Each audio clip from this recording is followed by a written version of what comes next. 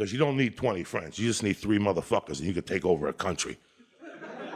Okay, that's what we're confused as Americans. We think we need all these motherfuckers. You give me 3 bad motherfuckers and you're finished. You understand me? You're fucking finished because we got each other.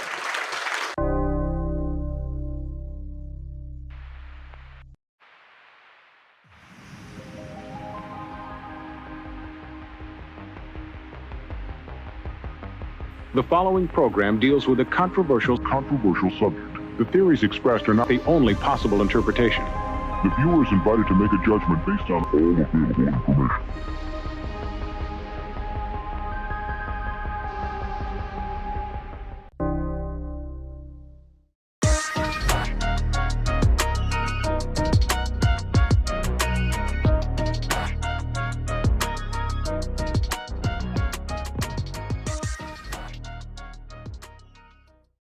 What up, everybody? Welcome to another Wednesday night here on Beyond Wednesdays, where we talk about new comic day today. We've got a market report and a little bit of banter. So, very interesting CGC situation also this week, which is just starting to catch some CGC? super fire. Which one? Yeah, right. Yeah. It is what it is. Yeah, 2 of them, huh? Yeah. I feel like Yeah, they overlap each other, right? You know If what it I ain't mean? broke, don't fix it. Yeah.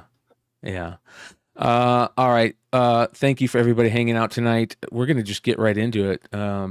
So we talked about, I think maybe was it last show when this hit? Basically this CGC Bendgate stuff that's going on. Bendgate? Are they calling it that? Bendgate? You know what it is? Yeah. There's a Bendgate. Whatever it is, bro. It's People something still use gate. Bengay or just Icy Hot? Dude, I go with Emu, bro. It's got like 10,000 milligrams of CBD in it, so that's the way to go.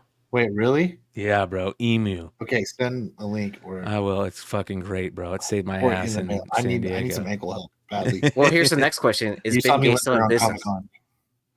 Is that still in business? Do they still I'd make that? imagine. Bengay imagine. or Emu? Bengay? Bendgate. Oh, fuck yeah, Yeah. bro. I'd imagine. Fuck yeah, I don't- dude. I don't go down that aisle. I'm not at the age yet. I mean, next year, when I hit 40, right? You Yeah. haven't been gay? I don't go down that aisle, so I don't know. Yeah, this shout out to Swag. Swag cracks me up. He's got a video that says CGC Bendgate. So Bengay is on Amazon. anyways, so this video was like the first video that I remember seeing, hearing about it, right? I did see the Instagram post, but what's good about this is you get a quick link to the forum post that is now 58 pages long, and there's plenty of evidence going back to May of all this stuff, right? Like those dishes, those are awesome. Oh, bro, like they're very interesting, and they all look the same. They all look pretty similar, right? And then you start looking at the actual book in the inner well, and it's like it's concave, right? And if you go down, people are kind of explaining it. They use this little porcelain dish, whatever it is, to explain it. And I mean, these are supposed to be 9/8 and such, and they're just trashed. I mean, this is different. I don't know why well, maybe. I don't know. The same area, but that's an older book. Anyways, that sets off the internet, right? Instagram, content creators, and such. And we all kind of start wondering what the hell is going on with these, what's causing this, right? And Hood, I think that you were like, you said something about how you thought maybe not only did they do something to that inner well, but they also maybe, maybe added a little bit more of a seal on the case itself. Yeah, the pressure. Yeah. of sealing the case from the sonic seal. So Has to they be. probably have it at a setting, right? And they probably like, I mean, I get it. They probably pissed off with the people, With the jewelers. talking about swapping out books and Yeah. how easy it is to open. And People on YouTube shows just breaking them with one hand. yeah, I mean, I get it, Motherfucker. but why How many not? people on this panel have done that?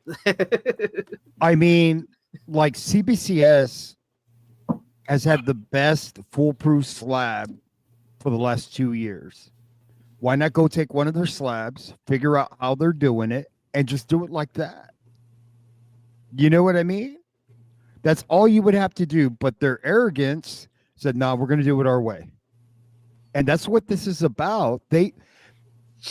Instead of saying, "Hey, we're going to go back to the drawing board. We're going to come out with a better slab," or instead of doing something like a hologram around the case to where that can't be, at least right now, can't be duplicated, right? So that when you crack it and once that it tears the hologram or something like that, that way you wouldn't have had to alter the case. But you didn't tell anybody you were doing different.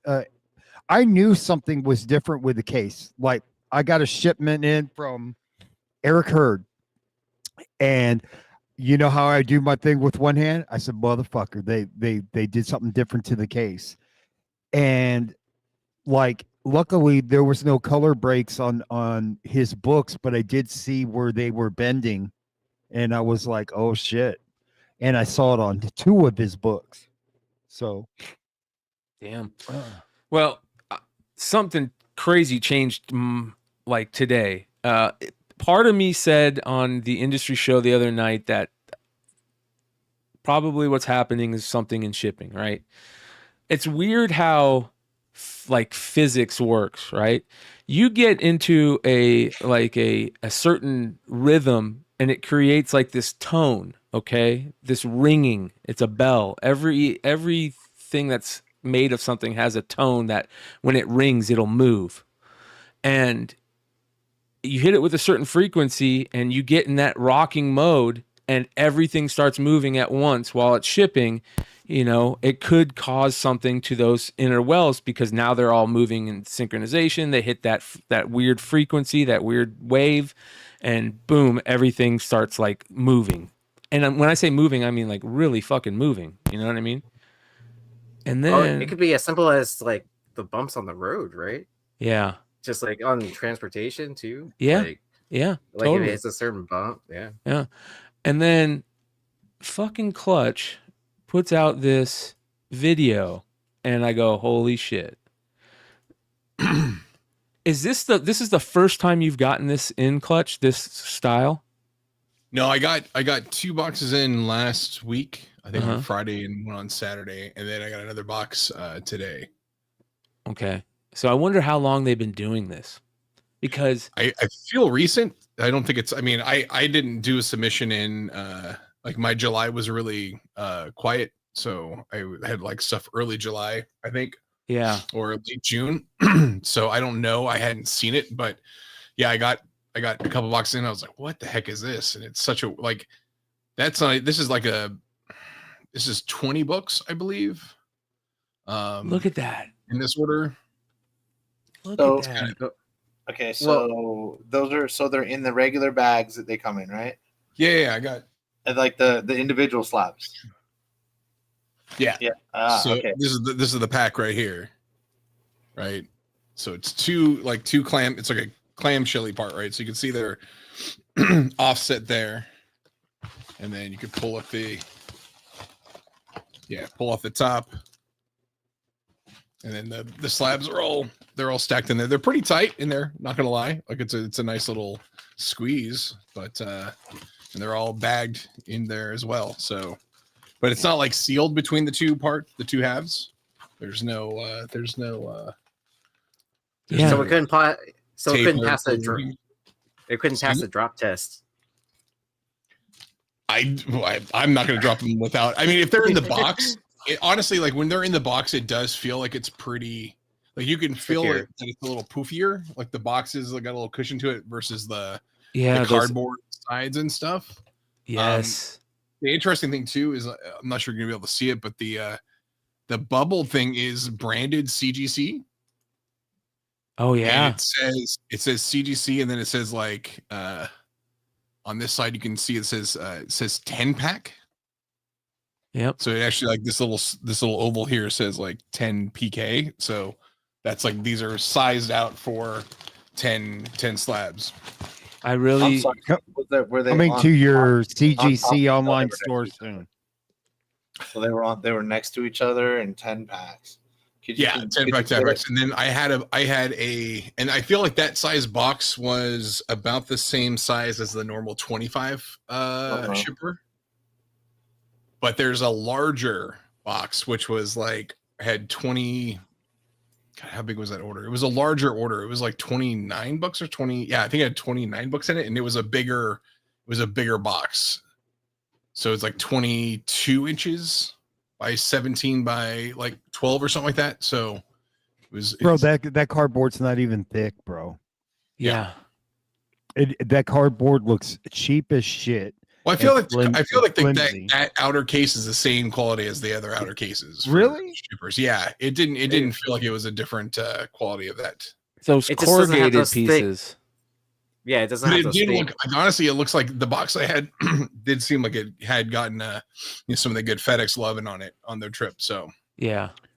And It if you just looks like on the remember- corners that it wants to tear. yeah, I wonder what corners were. Okay, so I would assume this is lighter than the corrugated thick cardboard that goes around and is top and bottom. There must have still been cardboard on top of that, I would imagine. no, that's dude. No? Like that, what you see there is The how whole it came. freaking thing, huh? No cardboard in between the books. No cardboards in between or on the front side. But they were Dude. sandwiched in. You know, this double sucks also because I love the cardboard between the books. Yeah, Like, it helps out when you it's a Like little getting like rough 6 or inside. 7 of those things. You Yeah. can like bend them, or like in a priority box, when I sell something expensive, I feel like it gives like I can add like another layer of protection. And like, no, those things are like super, no pun intended, clutch cardboard that I could use Yeah. on there for the shipping. That kind of sucks. And like you brought up in your video, they were great. Storage boxes, 'cause they perfectly fit your slabs. Yeah, it's interesting because like I don't know how like I've had a couple guys on the Instagram post comment about it, and they've said, "Oh, they ship better." I'm like, oh, "Well, tell me." Like, I look, I live, us West Coasters live almost as far as you can be for shipping, books from CGC, and I don't think I haven't had many damages with the cardboard shippers before. Like from time to time it'll happen, and it's like maybe once a year a case will come in cracked, but I've never seen like a massive amount of damages on my end. But Right. this Yeah, other no. shop said that it's better, and I'm like, if you've got, if you're moving weight, like let me know. I'd love to know what you've got going on. So Yeah, I honestly, dude, I'm same here. West California, as far as you can get from basically other than Alaska or Hawaii. Yeah. And I honestly, in thousands and thousands of slabs over the many years, I mean, I've only had a few cracks, a very few cracks. And as much as we all know I pressed for Drew, that like, and he as much as I send in for him, I think I've only filled out the form for him on 2 slabs. They got cracked, and that was it. Drew's rebuild films are going to I get did have a really friend who weird said now. he did talk to someone at CGC, and they said they ran out of the cardboard. So maybe they were, maybe it's something they're coming back for, or could be another one where they're just doing like a silent, test, and they're just like, hey, we're going to ship these out to some people, see what happens, and if no one complains, then we're just going to move on to it. Like, I don't know. But So I've seen that type of plastic before. Not plastic. Form fitting, vacuum Yeah. seal. Yeah, the form fitting. I've seen that same design on for some audio equipment that my stepson ordered some stuff for his BMW, and that's how they shipped it. Almost the same exact. Yeah, it makes sense. So if I mean, so I could see that would eliminate. I think because I see CGC trying to address the cracks. It would be nice to have some cardboard included in there. Just I mean, and then let the customer know, hey, we're switching over to this instead of just doing that. Because there's an expectation now after you've done business with them for a certain amount of time and you're expecting it to be shipped in a certain way.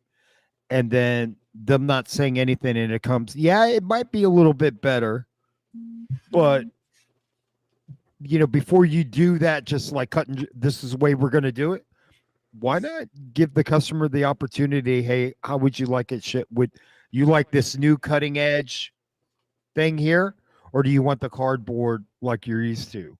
Yeah, I think it's probably like what they do with the cases, like we were talking. Like they're just making changes, and they're not going to let the customer know. They're like, hey, we're just going to do this, and then we'll see what happens. That's not customer service whatsoever, right? That's like if I press your books, but all of a sudden I try something new, something that I saw online, and I press your books that way. And you're used to me pressing your books a certain way, and then you go, hey, Hood, there's still some issues on the book. Well, I don't know. You know what I mean? Yeah. The only I'm with you on that, except it's not like they advertise it, Yeah. So it's not like they're really promising one thing. It's just those of us that are, bigger customers, just become accustomed to it. And honestly, I don't give a shit how they ship them. The fact that the boxes were so damn handy to that's just a nice load bonus, there's right? rectangles. I guarantee you, there's people with 1,000 slabs that only use those for storage. Like you don't theoretically, if you just mark on the outside or re-alphabetize, or however the hell you keep whatever you have. I've got a lot of the BCW boxes, plastic that I use for storage, and I just have the other slabs, and because I have to stack them, that makes them easier. Actually, the BCW doesn't make them. It makes them easier to stack, but not easier to access. But with that double flaps, and sometimes the locks like move on there. Yeah, they lock together. It was not easier. Yeah, just to get, you got to pay. They're heavy.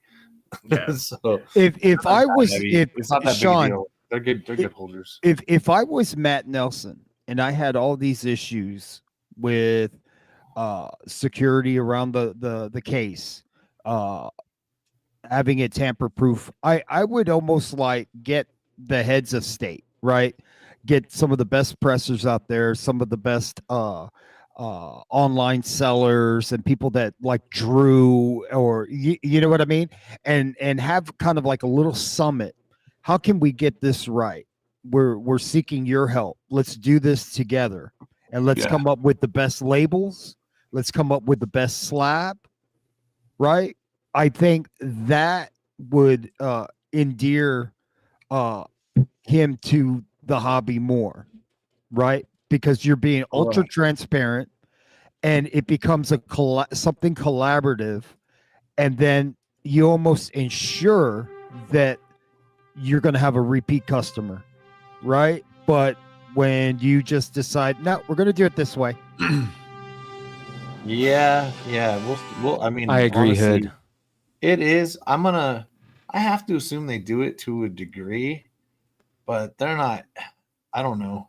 You guys might know. I only know their employees to the, whoever I met at the show who's helped me with submissions, whoever. I don't even know who's answered the phone when I called. We've had Matt Nelson on the show, things like that. But I think most the graders aren't allowed to sell, right, or something like that. No, fuck Are they no. allowed? I don't think so. so- Yeah. Yeah, they Maybe can only that's grade the- so many items per year, and they're not allowed to resell like CGC slabs or something. Yeah, but the minute you tell them they can't do I'd something, love to they're going to work there if fucking I do could. it. Yeah, even I'd love to Well, work obviously there if I that could. already happened because there was that lawsuit against those two employees. I'll run CGC Yeah, West and Coast if they let me still sell shit. I mean, if hiring employees that won't steal from you, like getting honest employees that won't screw you over. I mean, you got to get lucky, man. Yeah, Like you're right. you got to get lucky. I mean, you're taking a chance on someone just based on, you could have some references and based on, like, you don't truly know people, right? Until the shit just happens, right? You're all like, man, I can't believe they did that to me. I can't believe that. I mean, you got to get lucky to have great And they occur whenever employees, somebody that's going to be loyal and not steal from you. This is I couldn't see. sorry. This I was is gonna say real quick. go ahead.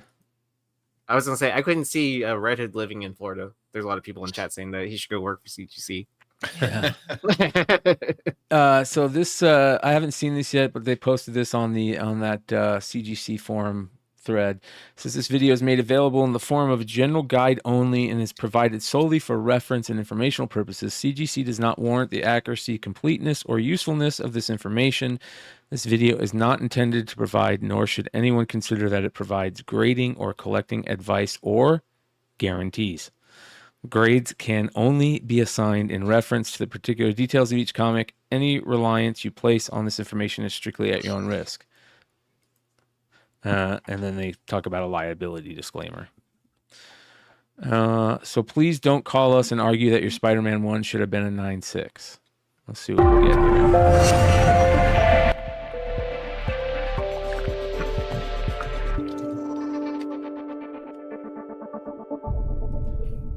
It's only 2 minutes, so. Hi, this is Matt Nelson, primary grader at CGC, and today we're going to talk about spine stresses. Spine stresses are very common on a book and particularly affect the grade at the top end. Spine stresses are little marks on the spine of a comic book that break color. They're typically horizontal and usually very small, although they can be very large or very long, and there can be multiple ones. And they occur whenever the book is bent along the spine like this, and that pressure on the spine causes everybody the cringed paper right to there. bend and cause sometimes a color break. And sometimes spine stresses don't break color. These are ones that can be pressed out for a higher grade. Good Lord. But most often they do break color, and they adversely affect the grade. Spine stresses become less of a factor as On the Marvel book Spotlight is 5? lower in grade. Right, start crying. Bro, put that in thing general, down. They're not as serious a defect as, say, a spine split or missing piece or brittle pages. So it's something that is most relevant on the top grades, say 8.0 to 10.0 or 9.8. So the number of spine stresses and how it affects grade, it really depends on how many there are, whether they break color, and how wide they are. 1 or 2 spine stresses is still possible in a 9.8 if they're very, very tiny or they don't break color. And as that number of spine stresses increases or the severity increases, the grade drops. Typically, a book with 10 or 15 spine stresses are going to be in the 8.0 or 8.5 range. And you get down to like 7.0 or 6.0, and they're not really going to affect the grade nearly as much as other defects on the book. Do you think that CGC You say 10 or 15 spine stresses on 8.5? Yeah. That was, Me? yeah. When did we get that number? What? Well, here's the thing. This is what I want to 10 ask. or 15. I want to ask, do you guys think that CGC uses now, instead of like one of the magnifying lenses, that they straight up put it under a computer or one of these things, you know what I mean? Like the digital macro lenses, whatever you call them, so they could see them on a clear thing like this, to where they can see the tiniest of the spine ticks. Like they're showing spine ticks on here. Look at this. Like this is straight. That's crazy to see it on that level. So like if you get your phone and you blow it up max, you'll get that same picture. That's what I mean. So I'm thinking that if they do all that they're grading now, utilizing, you just put the book in a tray and then you close the tray and it moves around and checks it out or something, that they maybe 8 or 15 spine, 8 or 15. Hey, like you bought one, Leg. Hey, man. Yeah, dude, these work, dude. Thank you. I told you. You see me? Exactly. That's so you're when they say 5 to 8 Student spine become teacher. stresses, they're talking about the smallest of spine stresses. You know what I mean? But I don't know. That's just me. Playing devil's advocate Yeah, to this whole thing. I don't think they use that type of equipment for spine No. stresses and stuff. Like they do have, they have like crazy high detail machinery when it comes to currency. You know, that type of stuff, because it's, you know, the value on that stuff is so high and the counterfeits is such a big thing. Then they use like crazy spectrometer, whatever. I don't even know. I've seen some of the stuff that gets used on it, but not for the comic side. Unless Okay. it's probably, you know, they're looking for, you know, if you've got an, you know, I don't know, Action 1, like, hey, let's check out and see if there's anything that we don't see on here, and you can change the lights, and so you can see what's been restored or whatever that you don't normally find. But you know, if you're dealing with modern books, they're not gonna be looking at it that hard. Yeah, this is Parker Rizzo says at some point AI will grade the book after it is scanned. I wouldn't be surprised at that. Yeah, I mean, you give it some logic, and that way it, would be able to like determine and come up with a cumulative number, right? So I could see that happening. I think there was I don't think it's that arbitrary. I think it's inconsistently arbitrary. I don't even know if those terms make sense together or not. But I don't see. Here's the other thing. It's, to me, to a degree, this is like real umpires rather than computers in baseball, right?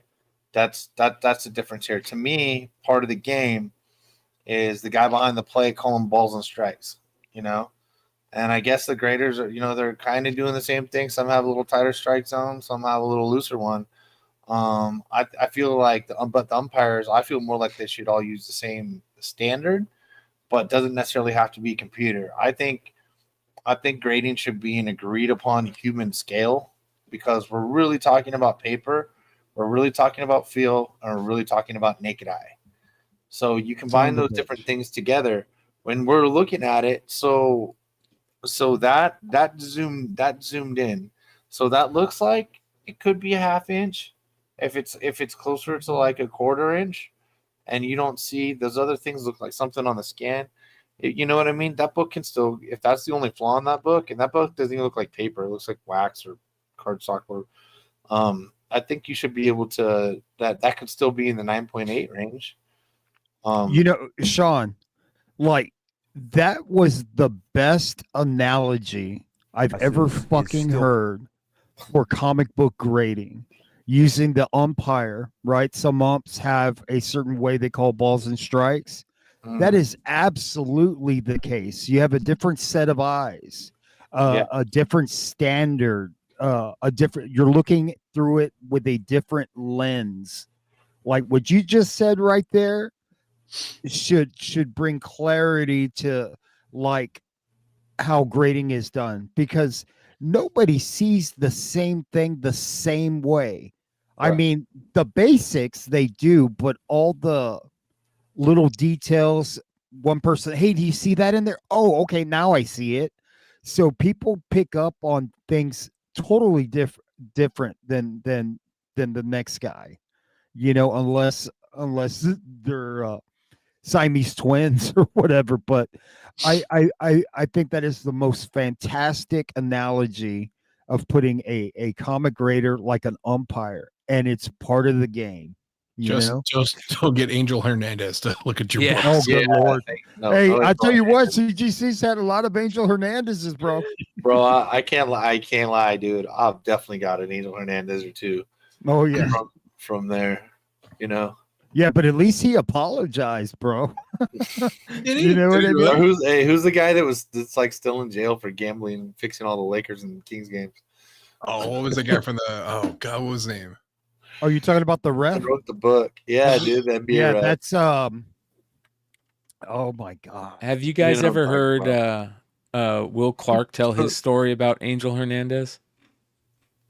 Dude, I'm not Will sure. Clark Will Eric Clark's Burns, awesome. That's a Eric fan. Burns, and Will Clark have a podcast that is probably one of the best podcasts out there. I'll show you this real quick. This is hilarious. It really is. And Eric Burns, he never gave a shit in the first place. I'm always never gonna show off. Angels behind the dish, right? He calls some call. I'm always never gonna show up an umpire, and I go, Angel. I said, is that as far as he can go out there? He goes, yeah. And the next pitch is about 6 more inches off the plate, and yow, he rings me up. And I turned around to him. I go, Angel. I go, you just told me that was as far as he could go out there. He goes, well, that ball moved on me with there, Will. Later that night, I saw freaking Angel Hernandez. He's out with, I don't know whether it was the rest of the umpiring crew. I watched him, and he had like 2 or 3 beers. And so I got the waitress over, and I'm like, hey, I want to pay for those guys' beers over there. And Angel looked right at me. I said, I'll see you at the ballpark tomorrow. Have a good one. He goes, man, thanks so much for the beers. I was like, all right, no problem. The rest of my career, every time I had Angel Hernandez behind home plate, my strike zone was that big right there. Fucking Will Clark, man. Kill him with kindness, all, bro. dude. Explains it all. Hey, man. And then and also That's then right. that's Kill him Will with Clark. kindness. Yeah, Will Clark not ratting him out for buying his 12 beers. Yes. And he yes. only had 2 because it worked, and he tightened up the zone on him. Yeah. But you know, at the end of the day, Will is a like man. at the end of the day, you know, like if you look at it that way, they're not always going to get it right. So, arguing is not going to do anything about it. But you know, baseball's supposed to be a gentleman's game, right? Nobody tips their hat anymore. So when somebody does something like that, believe me, that's why they tighten the strike. You know what I mean? So at the end of the day, it's all about respect, and you can agree to disagree. But if you make it personal and ugly it up, well, yeah, then it's going to perpetuate and probably even get worse. So he'll probably call a strike when he's on the on deck circle, you know, on him, you know, start his count 0-1 even before he comes up to the damn plate. Yeah. I want to show you guys some badass art that I found or that I saw this week, and not that I found. I love following artists on social media, and they, you know, you just have this great feed of just cool new art all the time. And this artist, it goes by the Butcher Billy on IG at the Butcher Billy, and he put out this freaking David Bowie piece that is fantastic, dude. Bro, he did a Bowie Speed Racer, dude. How and awesome. Mr. What's his name?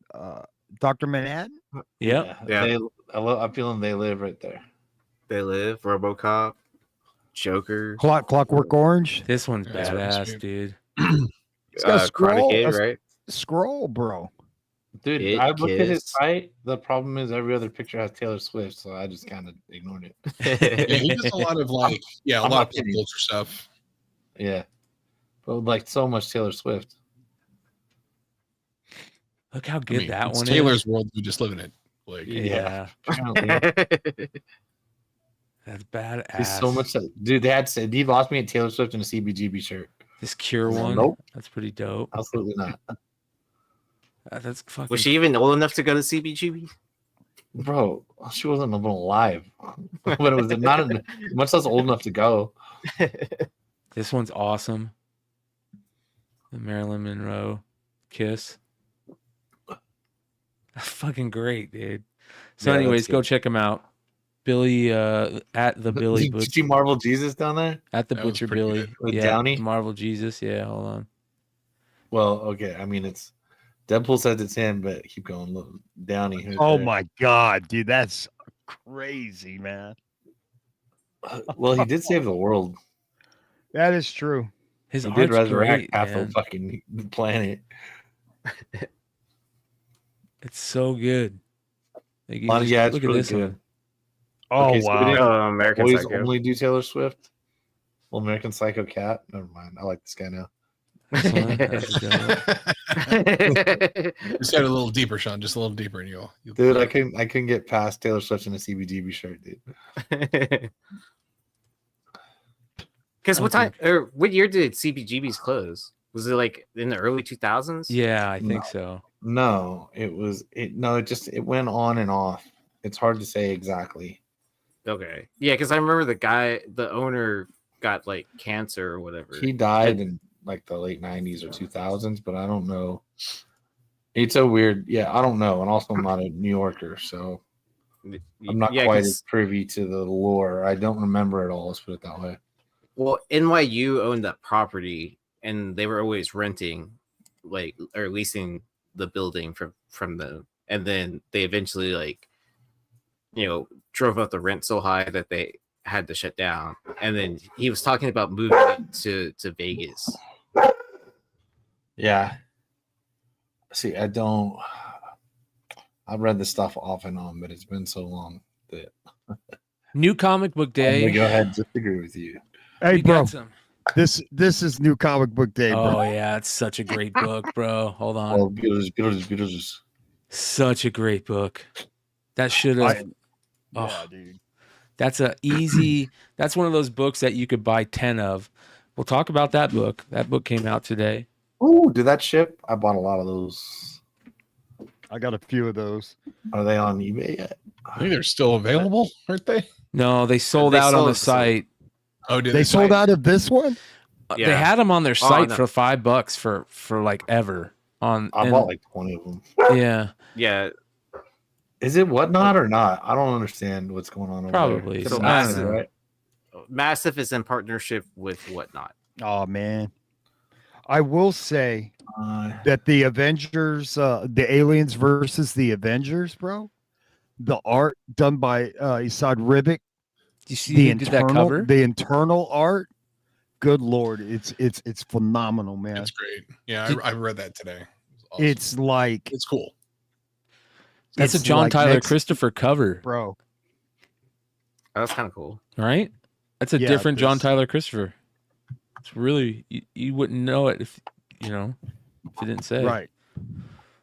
Yeah, but the internal art is fun. I haven't seen a book like that in a long time. I'll check it out. I love that. As a matter of fact, somebody was telling me we were talking the other day about these alien books. I think it was on Saturday night for FOC. And Nemesis Prime, Justin from the Comic Con podcast, was telling me that some of these books are really good. So this cover right here, this Amazing Spider-Man 56, the Lozano cover, is so fantastic. It's unreal. Did you guys see this? I didn't see that at the shop. They may have. Is it a incentive? No, it's unknown. Yeah, it's a retailer Unknown exclusive. Comics? Yeah, shout out to Unknown Comics for That's really good. I like that. Yeah, I like it. Oh, chef's kiss, man. There was something similar to this not too long ago, where it almost looks like a MC Escher painting, where everything's symmetrical, and Black Cat in this position. Yay! Oh yeah, I know what you're talking about. So now Massive doesn't have that Popeye. No, well, they have metal and foils. They've got metals and foils. Yeah, correct. Yeah, fuck's sake. Yeah, I heard if you order 3, they charge you $10 in shipping. I should have known. If you ordered what? I ordered 20 and got $10 shipping. So okay, $110 for 20 doesn't sound like a bad idea. Yeah, so basically, if you were already buying 3, you should already up your order to at least 10. I mean, or whatever, but yeah. Yeah. The Amazing Spider-Man regular variant. So there's that disco variant that Joel Jones did. That actually isn't too bad. I don't dislike that one. There's a Lobos 1 in 100, and it looks so. I mean, the one with the trade and the 1 in 100 looks so similar that I wish they just would have made it 1 in 100. But it's a good one too. They did Captain America Comics #3 homage, which is interesting, and then a 1 in 25 Albuquerque. Got the red band editions of the Blood Hunt second prints, so that's interesting. They just dropped them all at the same time. So, and then the Linnell Francis Yu Chasm. I love the coloring on these characters, man. That's a cool cover. It's just a regular. Well, they didn't do 1 in 25s for the second print. For the red bands? No, they didn't. Yeah. That's Wait. kinda cool. Wait. Hold on. Okay, I was about to say I just need to make sure I have variants on. Shout out to Cover Price for putting that feature in there. This Amanda Conder, you have another Hulk 340 homage by Amanda Connor. Jesus, cannabis Did is you guys kicking in. did you see Liefeld today on Twitter throwing a fit? Telling No. stores they suck because they didn't order enough his Marvel books team. for everyone. Oh, He's like, really? if your comic store didn't have enough of these and sold out by noon, you need to start going to a new comic store. No way. Yeah. Oh, Yeah, he just started shit. that on his pod. He started that on his podcast. Yeah, that Like, guy he will said shit it in, where he eats any day of the week. He doesn't give a fuck, man. he said it in a more polite way on his podcast, though. He's But- selling but I guess- books. How did he sell it on Observations? I haven't heard it yet. It was pretty much exactly what Sean said, but he packaged it nicer. Packaging nice like that. Yeah. Oh, sweet. My Popeyes. There's a ton of arrival. variants for it. So you got the movie cover too, which is interesting. It's funny how they did a Coca-Cola cover for it, and it's got Cable and Deadpool in it, but they didn't give it to Rob to do the cover. I mean, maybe he didn't want to do it, but you would think that he would do as many covers for this as he could. There's the foil that he's selling on $75. Holy cow. Slab 9.8. Slab. $75. Okay. Love the Alex Ross. This cover, I mean, this continues Alex Ross GOAT title. Look at that. Absolutely beautiful. I like Just that. yeah. I love the Watcher, how the Watcher's back here. Watcher. Get this, like, all the characters are back there. It's just a great cover, man. Let's see here. Hulk, Incredible Hulk, and the annual. It's an interesting Jeff Shaw cover. 85th anniversary special of Marvel. Nice Kari Andrews cover. 1 in 10 design on the Hulk. So, did you guys? Well, we'll talk about it during market report. This is not too bad. I gotta be honest. When they're all together on the cover, that looks pretty good. Is Yeah. that Okay. is that wraparound? Yeah. Dude, in my whole life, I'm gonna be serious. I don't understand wraparound covers. Same with me. They only came out with clear backboards like 2 years ago. Because you had You to buy know? 2 of them and have the other one backwards and then put them You got to grade 2 and hope the grades match. Actually, you can grade like a very fine as long as the very fine is the one that's at the back. Yeah, because then You you watch, see the they're, backside. they're going to make a special slab where they just open your book, right? Yeah. and grade it that way. Take out the Oh, It'll wait, be the B- longer. wait, It'll be longer. yeah, like the BGS booklet card slabs. Yeah, like the Like- landscape kind of Yeah. version. See, I see something like this, and the first thing I think of is he needs to make like a really badass print like Alex Ross does, and this would be cool to have as a print. That almost homages J. Scott Campbell when he did the Mario Brothers poster. Yeah. It almost looks exactly the same as Campbell's with the Super Mario Brothers. Also, I gotta see on if that that's- cover, like he didn't make that cover. Like if you look, and honestly, considering the Scotties that I've I'm gonna been run let my buying, dog out real quick. I'll be right back. the Scotties I pressed for Drew, like those are, I think all those are from a cover. Am I mistaken? I saw that by noticing that Venom. That Punk is definitely from the Armor Wars or whatever it's called. The Thanos is definitely from Thanos cover. Yeah, the Iron Man's from a The cover. little Spidey. I don't remember which one that is. The Blade. Yeah. That Hulk is definitely the center. Yeah, the Hulk is definitely from there.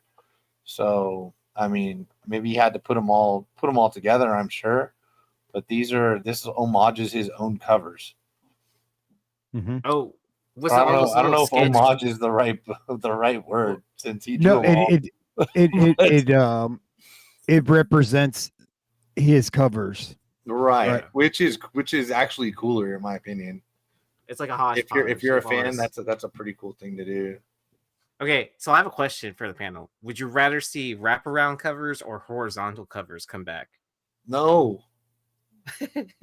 Neither. Oh yeah, I remember the Connecting horizontal. sets. No, I think I just pulled up these are all from his big Marvel, right? I think they're all just comped. They're all taken from those covers and collaged together. So All the individual ones that he just finished, Aaron, like in the chat. 50 characters.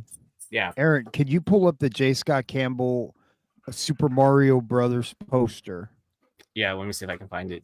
J. Scott Campbell, Super Mario. Yeah, these are all. poster. Yeah, someone went and they went and comped all the characters together and put it into this one. And some are flipped too, like because they all went the one direction. They flipped some on the other side. So All right, here we go. Yeah, I think so. Share screen. Boom. Oh, and I'm not logged into X. Sorry. oh yeah, very similar to that. Yeah, same Yeah. vibe. Yeah, that same kind of concept. Yeah. I Here's didn't mean that it was copying. It was just it's because I've seen this one sticks out. There it is. No, that's not it. That's What? it. Yeah, Yeah, no, I'm just flipping back and forth so people can look at the Yeah. same. Yeah. Yeah. And dude, and shout out to Stein, dude. I got 10 Scotties in his Stein box, or 10 or more, Dang. like good ones, like first Black Widow, like the Renew Your Vows, Oh yeah. all new Wolverine 1, like OG old Scotties, first Riri, Contest of Champions, stuff like that. So shout out to Stein for all these, man. This is actually a really good value, as this came along with the 9.8 that I got. So this was definitely a winning Stein box. I gotta Oh say yeah, that. that's badass, dude. Dude, there's like 10. There's a couple other books in there too, that I can't reach. I opened the box a little bit ago. They're obviously just were sitting on the desk, but So I totally messed up because the slab I won from Stein in the Stein pack. Remember how we went to the Dan Parent table and he had that foil one where it was numbered? I should have picked that up because the one I have is not foiled or whatever it was there, and it's not numbered.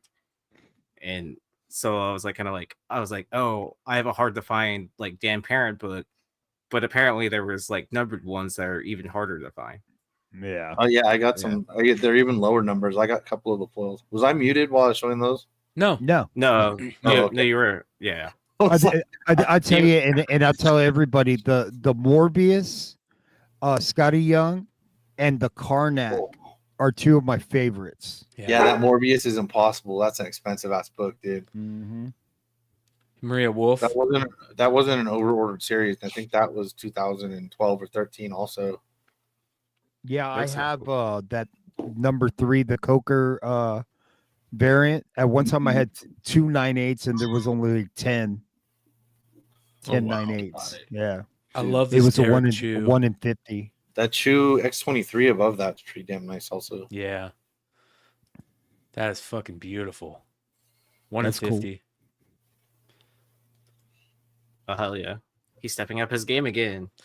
This Mark Brooks is fan fucking tastic. It is creepy as hell. That's rad. Yeah. Oh, sweet. I'm getting that in my full box.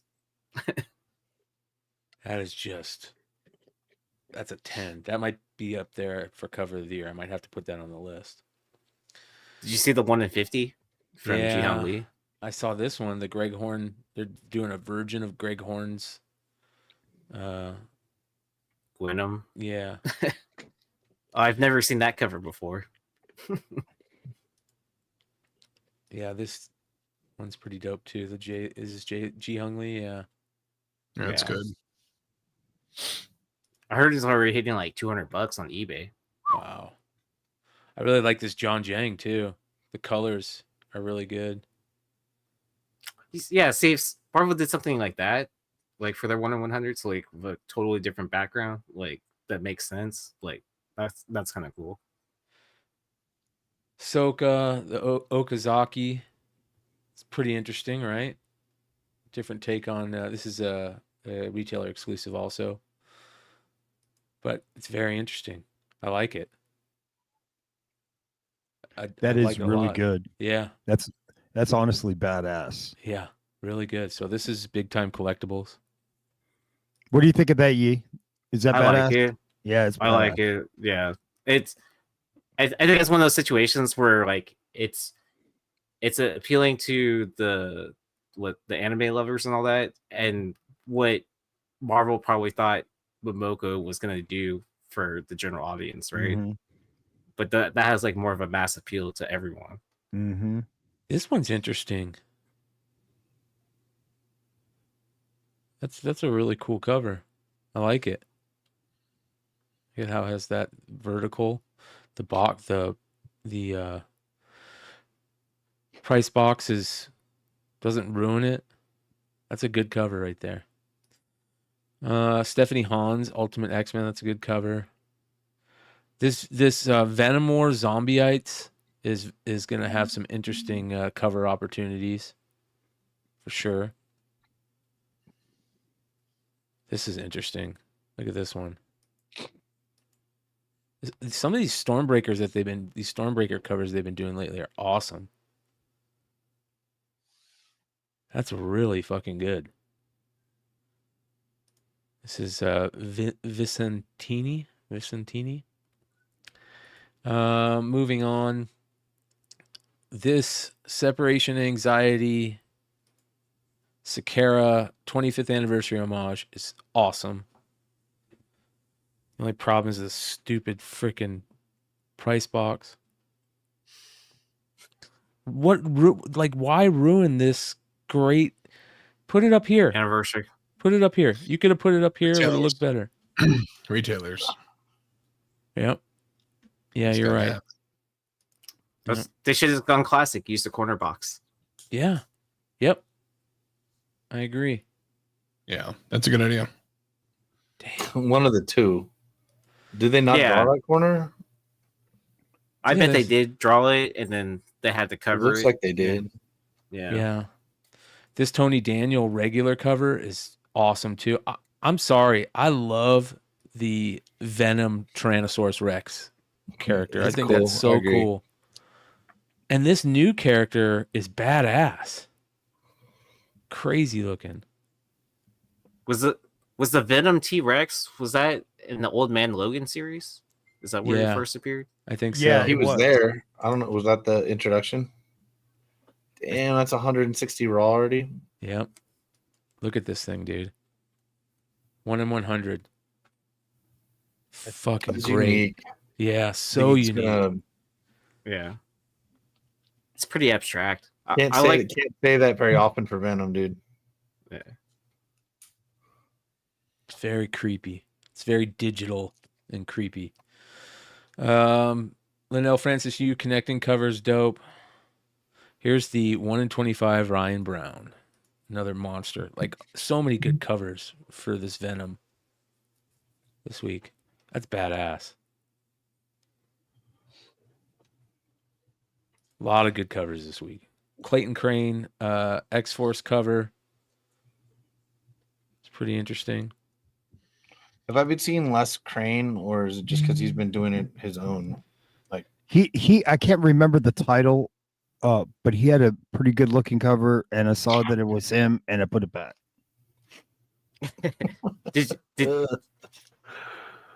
Did you see the Venom horse thing that he was painting? on Yeah, it his was Instagram? terrible. Yeah. Don't tell him, dude. He's a wizard. You don't know what he'll do to you. Yeah. Come out with his cloak. You will bring Captain Solo and the Wookiee to me. No, dude, he's gonna pull a David Lee Roth. He'll bang your girlfriend. Yeah. Bang your girlfriend, pal. Well, that's back to Yeah. Lazy Campbell, dude. Yeah. I Mama. almost it's got to be badass or perfect for me to do Campbell no background these days. I can't get over when he won't do a background. Like literally, he pulled out a ruler, a background finally that I can draw myself. Mm-hmm. Yeah, that's funny. So this is interesting. They're still good. I think those first two were so good though. Yeah. I just don't like there's something off for me about the color of this. It feels kind Yeah, of it's too green, man. yeah. But it's a good cover, man. It's really good. It's really good. A 1 in 25, like that. Greg Land. It's interesting. It'll be a Psylocke. Man, I've book never that seen him sells. draw that like that before. Right? Yeah. I've seen that Greg Land pose on Psylocke so many times, dude. No, that was Mark Brooks, but Greg Land just Copied it. yeah, Allegedly. It's because they use the same reference books, you know. The Oh, Or is yeah. that the excuse? The Or is that the Waniac excuse? is I in the can't remember. chat. I got the Waniac What's in that? the chat. My pops. My dad's in the chat. Oh, play on there. Hey, Yeah. Mr. McClay, mama. The Put it Waniac. on the back. There we yeah. go. He was waiting for that. He was Mama. waiting for that. Hi, Mr. McClay. I took your son out for cheeseburgers in San Diego. That's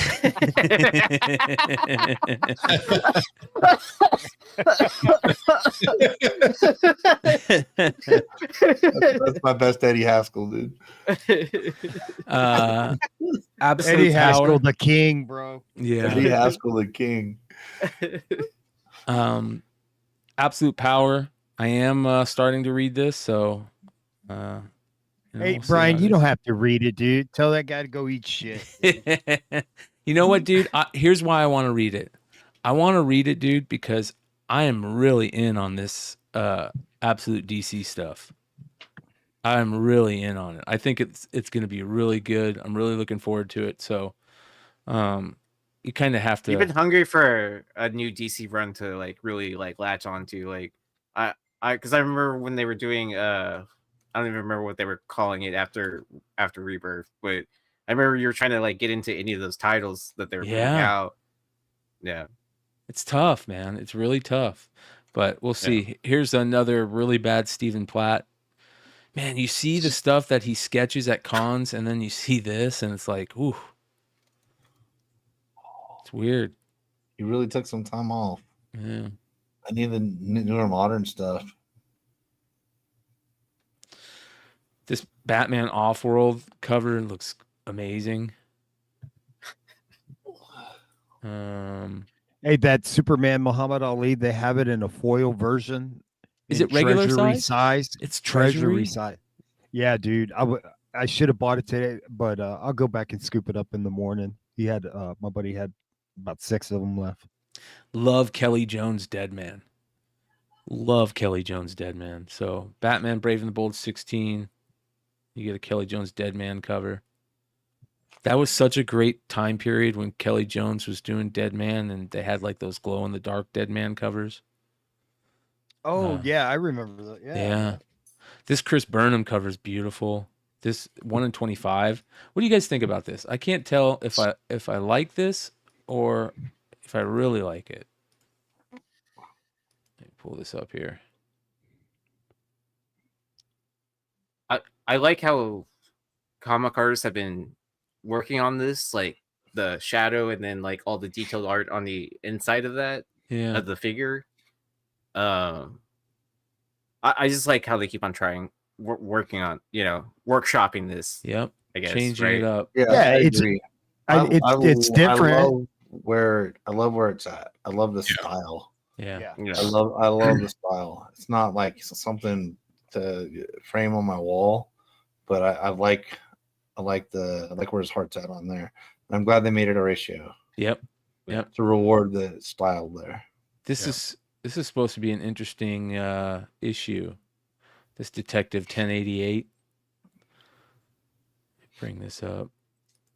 It's a pretty cool cover with this snow globe. That's a good cover. Yeah. Yeah, actually, There's a treasury size blank variant of the Superman Muhammad Ali book. yeah. I was gonna ask, is that treasury? Yeah, it is. Oh, it's real But there's- size. It's real size. Yeah, But I there's saw a it. blank- I saw it today. It's like $15. But there's a blank one too. Have you seen Yeah, that the sketch cover. Yeah, one? Oh, that's This is a interesting. 1 in 25. treasury size. That would be a cool book to buy to get a jam piece on with a Yes. bunch of artists. Like, Great idea. just like, yeah, just saying. So if anyone has like, the time, That's and a money great to- idea, Yee. Yeah. Fuck yeah, dude. That's a great idea. And if you sell it, you owe me 10%. I mean, did you need one, Yee? I can go pick you. He had a few of them. I don't think I go to that many cons to actually work on that. Nor do I want to load around like a, poster sized book. Yeah. But This that's Ji someone else Hung Lee. way braver than me to do that.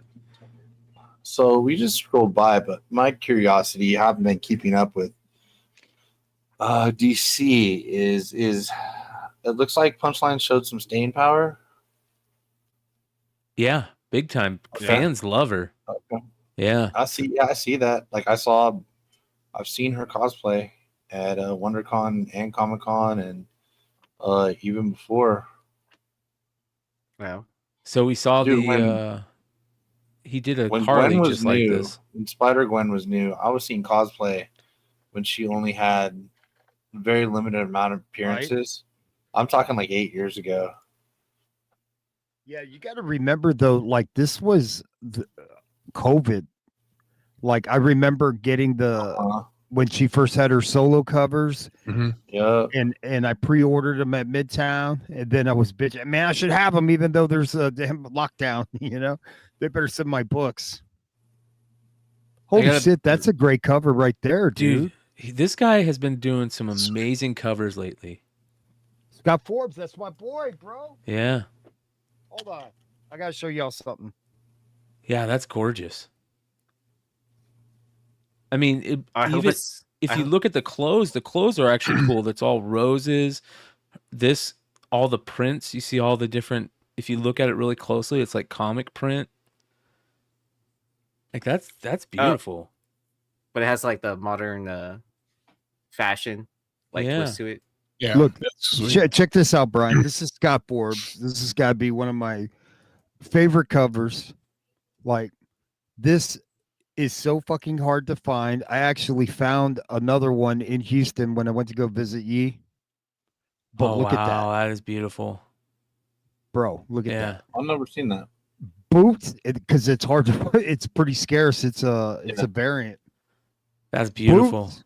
Look at that gun. Yeah. Look at that dress. Look at that face. Yeah. That's a good- Mama. What issue is that? What's that? What issue is that? Firefly what? Firefly number 30. Okay. Which shop did you find that at? Just out of We curiosity. we found this one at the big one. Oh, Westheimer? Yeah. The Westheimer Bedrock store? Mhm. Okay. I wasn't sure if it was when we were digging with Nate or if it was just like when you and this I. was, when we Oh, there's a 1 in 25 hood. the Virgin. Damn Yeah. it! Buy it. God damn it! I got to buy that now. I didn't know. Look at that, bro. It looks good. It looks better with the trade dress though. Motherfucking Scott Forbes. No, you didn't tell me you had a Virgin variant. Yeah. Yeah, but that's like one of my favorite all-time covers. And I was like, man, this guy is good. So he did this cover back in what is this, 2017, 2018? That's a good cover too. This is a 1 in 25. No, he did this in 2021. Wow. Hey, Hood, check the private chat. Okay. Oh, this Christian Ward cover is absolutely amazing. Oh, Fucking good. I remember that when this was on FOC. Yeah. Yeah, this is definitely a cool cover. He's a great cover artist. So, Is that series? Has that been? Does anyone know if that's been a good series to read? the Dead in America? I haven't heard Yeah. anything on it, man. Mhm. This is the Nice House by the Sea. So the part 2 of Nice House by the Lake on the lake. So that was a really good series. I could see that getting optioned. It's a cool cover variant for it. Javi Fernandez. That's a really cool. Wow, look at this one. Great covers all around for all of them. That's a cool Oh, cover. what a juxtaposition! Right? Yeah, that's so good. Like with the skulls everywhere, but then like everywhere up top is like a normal looking picture. This Chuma Hill is rough. That is rough. And I love Chuma Hill, but I wanted to have been collecting these superpowered covers, and I haven't. Yeah. They're cool, man. Tula Lote, this Terry Dodson. Oh. Ooh, Yeah. I didn't see that. Oh, yeah. Definitely feeling some. I like it. Yeah. That's I like that a lot too. It looks Yeah, like I an love old school Dodson. magician That poster. is great. Yeah. Well, it has those like when Adam Hughes was doing those Zatanna covers, Yeah. like vibe to it. Fucking good. Tula Lote, 1 in 25 Virgin. They're doing a 30th anniversary of Zero Hour. I was big into Zero Hour when I was a kid. It was a crazy series, man. It pissed me off so bad. I'm a huge Hal Jordan fan, and that was the downfall of Hal Jordan. Grommets, number 4 is coming out. This might be like series, like this is the series of the year. That's kind of everybody's kind of been like, holy shit, this is awesome. The art, everything about it. Look how good that Rick Remender, Brian Posehn. Fucking cool book. So issue number 4 of 7. The variants are pretty good. You got a 1 in 10. Check this out. You guys will love this. Oh shit! That's awesome, dude. Dude, absolutely love it. So great, man. I miss checkerboard everything. Uh-huh. Hell yeah. Look at the bottom of his shoes. Yeah. Oh, that's Yeah, a Vans. good cover. Yeah. And then this is Minor Threats. yeah, this is a Oh, shit. arcade comics. Oh, this is ridiculous. Right? Yeah. Oh, That's I good. need I that. like that a lot. I need that in my life. How have I not been on this, dude? It even says ska music and skate rock. Did you see so this is probably cover of the year for me also The 1 in 10 category. for number 3? Yeah. Oh, God. Shout out to my boy D in the UK. Or I would not have one of these. He's like, I got you. He's sending me one from the UK. I was like, you fucking rule, bro. That's fucking awesome. So, yeah, Grommets, number 4 is out. And then Bitch Planet. You remember Bitch Planet? That had Yep. so much heat with it. I do. Why are they doing image first on it? That's a great question. But that looks like a different cover, too. Doesn't look like the same cover. I don't remember this cover for Bitch Planet. Mm. That's a cool cover. I always love middle finger covers. I don't even think that's a second print cover either. Yeah, I've never seen that. I think they maybe just for these images first, they're probably doing new covers, and that would be really cool. Kind of like homaging the style and stuff, because Ascender, I don't remember that cover for Ascender. I don't either. The Black Science looks familiar, but Yeah. maybe not. East West, So I are don't they? Why are they? That East to West is that's definitely the regular It's cover. first- yeah. I got a lot. Fear Oh. Agent. That's We've all had East to yeah. West sitting around. It's Fear Agent was tough to fucking find. it's a great series, dude. Tony Moore That's and the Rick regular for Remender. Seven Yeah. to Eternity. That's not the regular for Trees. I don't think. so that Bitch Planet cover, that is a variant cover. It's a Ryan Hughes Ghost variant cover. Oh, It's cool. nice. That's cool. Here you go, Hood. If you're around still, this is probably the Clayton Crane cover you were talking about. He did a Philadelphia cover with Savage Dragon. I like that. Yeah, it's not too bad. I like the background stuff. Yeah, it's neat. It just reminds me of the issue 1, right? Yeah. Like All an Spawn updated covers version. are always good. Sonic Takeda, you got the Monstrous number 54. I feel like this series needs to get way more love than it should. The art on this series, and they're still going 54 issues. Going Same, strong, yeah, same. Marjorie Liu and Sonic Takeda. That's great. I love it. I thought they started it up again, right? Didn't it take a long hiatus break for I a don't while? remember. It could have. I really like this cover too. This is a really, really good cover. It's called Night. This is issue number 10. Sick. Oh, I like that too. Yeah.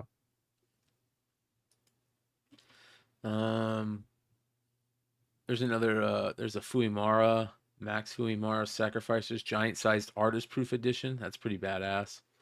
This 1 in 10 Mike Hawthorne Sacrificers is really good too. Really good. Look at that. All the little fire toads. That's awesome. Right? Fucking awesome, man. It's another Remender. I mean, Jesus. He's everywhere this week. Nice. You got a second print for Saga, which is interesting. And then 68's out this week. This Templesmith cover for Spawn Kills Every Spawn is really good. And then the regular cover is a X-Men 141 homage. Look at this Templesmith. Nice. That's awesome. Very Temple Smithy. Yeah, I love it. And then here's the regular cover. That's just great. Really good. Nice. I can't wait to give that to my brother. Yeah, that's a cool book. Yeah. You got the 40th anniversary edition of Transformers, and they're doing logo variants, which will be huge. They're limited to 750, supposedly, big time collectibles. Get the Christian Ward, which I don't think it's that good. Unfortunately, I'm a big Christian Ward fan, but I don't like that. But yeah, that one's pretty cool. That one's pretty cool. They're all good, man. They're all really good. Sean, Yeah, you still we got got- we got one. some Frankenstein left? Yeah, you got one for. Did you say you have one for it, Clutch? Yeah, we got one for New York for eBay.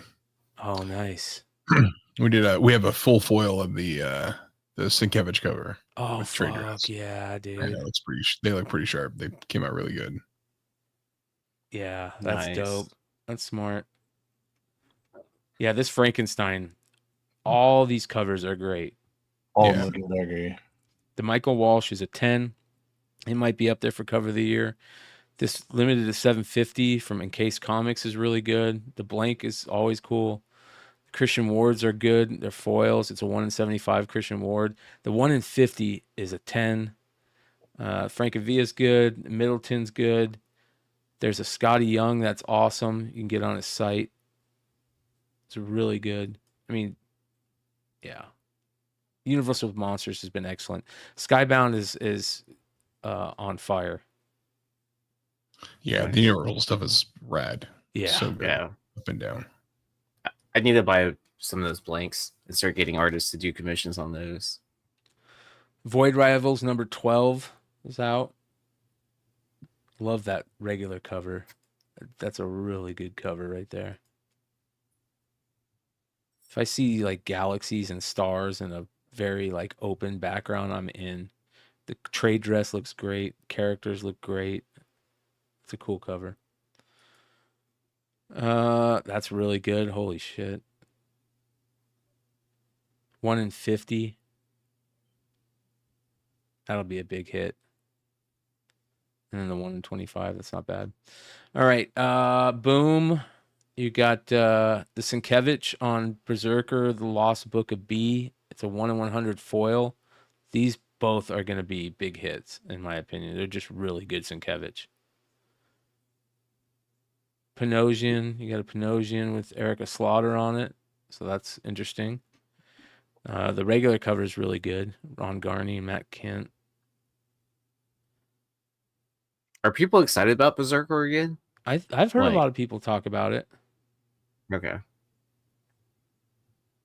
Yeah, I think so. Hello, Darkness. I'm still waiting to turn in that Curry to CGC from San Diego. Yeah. Oh, look at this Tula Lote. This is scary. Holy shit. Which means I'm lagging. Yeah, I hear you, man. I'll do everybody else's first. That's creepy. Yeah. I can't wait to pick this up and read it. The Frizzen, the colors are on this Frizzen are fantastic. Dude's just being burned alive, screaming, he's melting. Ugh. Nice. Yeah. Dan Mora for Once and Future Pen and Ink. That's interesting. Spot UV, that's cool. And then you've got the Something is Killing Children number 40. He's got a great regular cover. I always love this thing that they do. It's a well-known trope, right? Yeah. Steel Freeze Virgin 1/100's excellent. Ivan Tao, Karis, Eastside Comics Virgin Foil, Frizzen, very interesting how Frizzen has this. I like this, but the Slaughter looks a little off to me. Her face looks different. Maybe it's because she's not wearing her bandana mask. This one's really cool. Black and white spot color, one per store. That'll be a big book on the Hot 10. Where are these? Oh, wow. Look at the 1 in 75. Holy cow. That's awesome. Oh, that is cool. I like that. Can you imagine if that was like foil, red foil?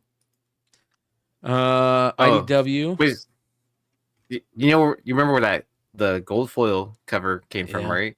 Yeah. The one before? The tiny That's onion? No, so that's that Comix Pro cover. Remember This one? Yeah. Oh isn't that yeah, the same but cover? They foil treatment, foil treatment to it. But I don't think it's a Tiny Onion Club book. I think you can just order it from Diamond or wherever, or Random House. Deladare looks like the Punisher cover. Yeah. That has the click. Got Turtles Christmas style for the IDW monthly title catalog. That's interesting. You've got Sonic the Hedgehog number 72. I like the cover B on this. 75 was on FOC. It looks like a good pickup, especially the ratios. Hint, hint. Turtles, Distillery.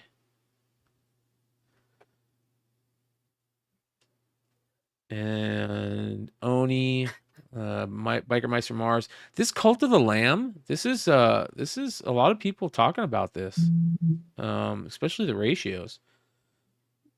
So keep an eye on that. Sesame Street. Perfect opportunity for some nostalgia. Straight mainlining nostalgia. I like this one. Yeah, 30. I definitely grew up on Sesame Street. I mean, that 1 in 10. Titan, Gun Honey. You've got this interesting wraparound by Ben Caldwell. That's kind of cool. The Maria Wolf, Savage Sword of Conan. This is actually a really good cover.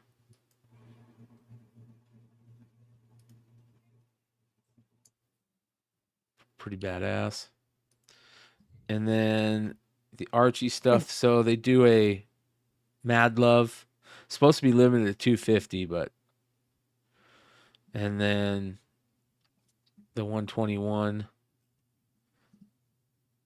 That's kind of interesting. There you go on those. All the Archie stuff. Popeye. Here we go. Love. I think all these covers are great. The 1 in 10's really good. This one's really good. They're all great. This one's awesome. This one's great. And then, of course, the Mike Tyson's Punch Out, which everybody is talking about right now because it was available for $5 on their site, and now it is sold out. What's it going for in the secondary market right now? Let's take a look. 20, 25. Is that what Get it the is? fuck out of here. I bought it straight off the rack at my buddy's shop. Nice. Because I think That it was the a one I FS was looking for eBay at first, and I think you're the one who put in here for gave me Oh, the from link. the mess. Yeah, for Yeah, the and that's why I massive. just bought a bunch, dude. I know it's gonna. Yep, 25. I know it'll have 40. legs. I know it's sold out. 40. Yeah, but they'll say best 25. offer. So Well, Hold on, let me see sold. yeah. So one sold for 40. Oh, it one actually sold did sell for 25. Another 25 without shipping. One best offer accepted at 40. 125. Wow. See, it's flying today, dude. I knew it. It's a good call. How many did you buy, Sean? 10? 20. They're in the mail. Nice. Dude, look what Mike Tyson and Jake Paul sold for. Yeah. You got a Mhm. Forstner, Negaduck, Middleton, limited version of the Red Sonja, Wow. and then the Perillo Jesus too. Christ. Yeah, man. a 1 in 20 Forstner, Flash Gordon, Nottingham. That's Sanction. That's an interesting cover by Panosian right there. Dan Panosian's fucking Yeah, a dude. beast. Yeah, he's been He's, on the slaughter stats. Dan's killer. I love him. He's a good dude. Oh, yeah, he was cool to meet.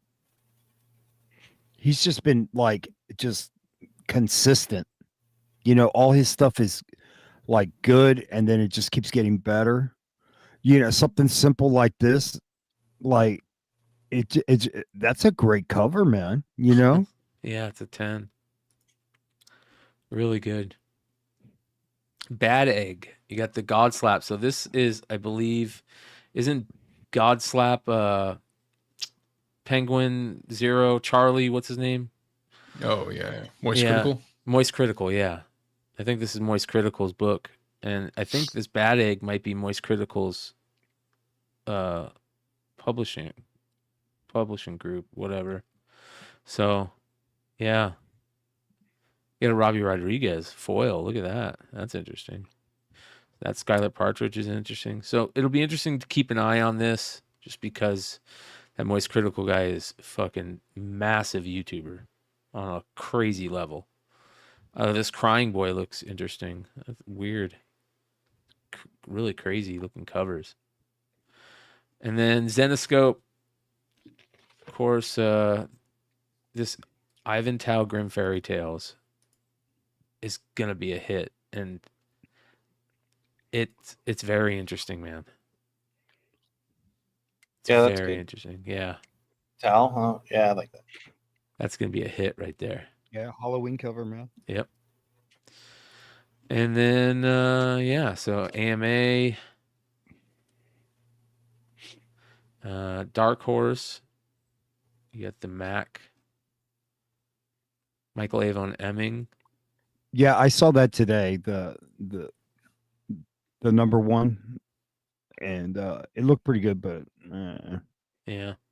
And then I saw the Mike Tyson Punch Out homage covers, and I put that back. Yeah, that Punch Out. Anything. It's nostalgia, man. It's nostalgia. It's the most dangerous drug.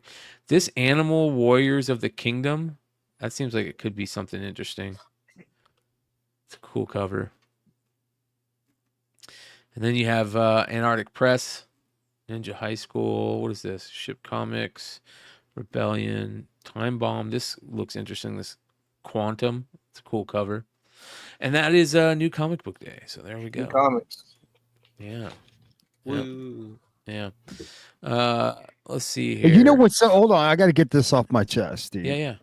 And if he's in this chat, you can kiss my ass, bro.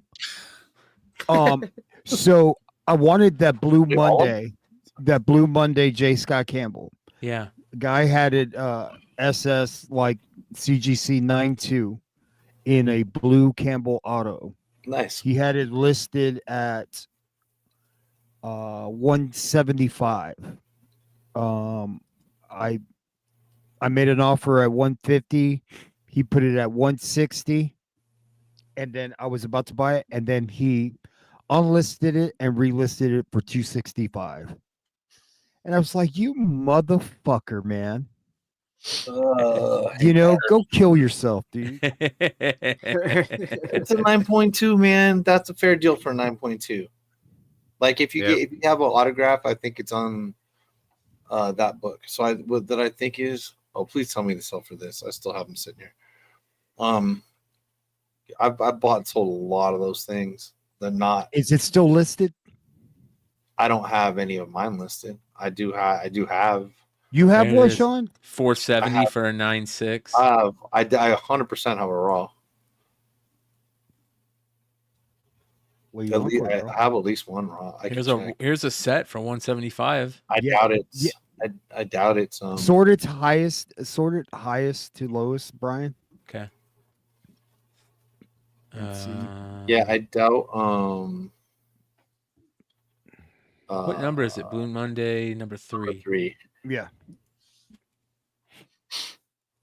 And I'm still pissed about it. I'm like, dude, don't be a pussy, dude. Like, Why won't it let me sort highest to lowest? Am I doing something wrong here? yeah, where's your filter? It's because it's saying no exact matches found. Maybe I don't Oh. know. Let me Maybe take out JSC and comment. Yeah. And then just go just go Jabuno number 3 highest to lowest. Because obviously the Campbell's going to There be we the go. most. Where's that? Where's the 9.2? Highest Just first. squ- There we go. Right here. There it is, right there. He changed it to Ooh. fucking $250, dude. It is a cool auto, and to be honest, at 9.2, I thought maybe you're a little high on the price for an auto, but like there's different levels of auto. I should have just That's bought a it great- at that's a 170. Is great this way to Billy? do it. Is this Billy? Is this I economics? thought it was. Please tell me that's not Billy from Economics. I will be furious, bro. Well, if it's Billy, just reach out to him.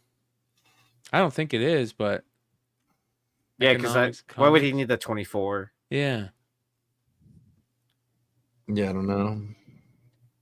that but looks yeah. really good with that No, blue. that's good. The same as like to me, like I go, unless it's super, something you can't find, like from McFarlane. Like it's got to me, it's got to say Todd. I can't spend top dollar on no T McFarlane, dude. Sorry. The end of the show or the end of the He's just 80,000 CGC book submission where he's all tired, right? You got to write Todd.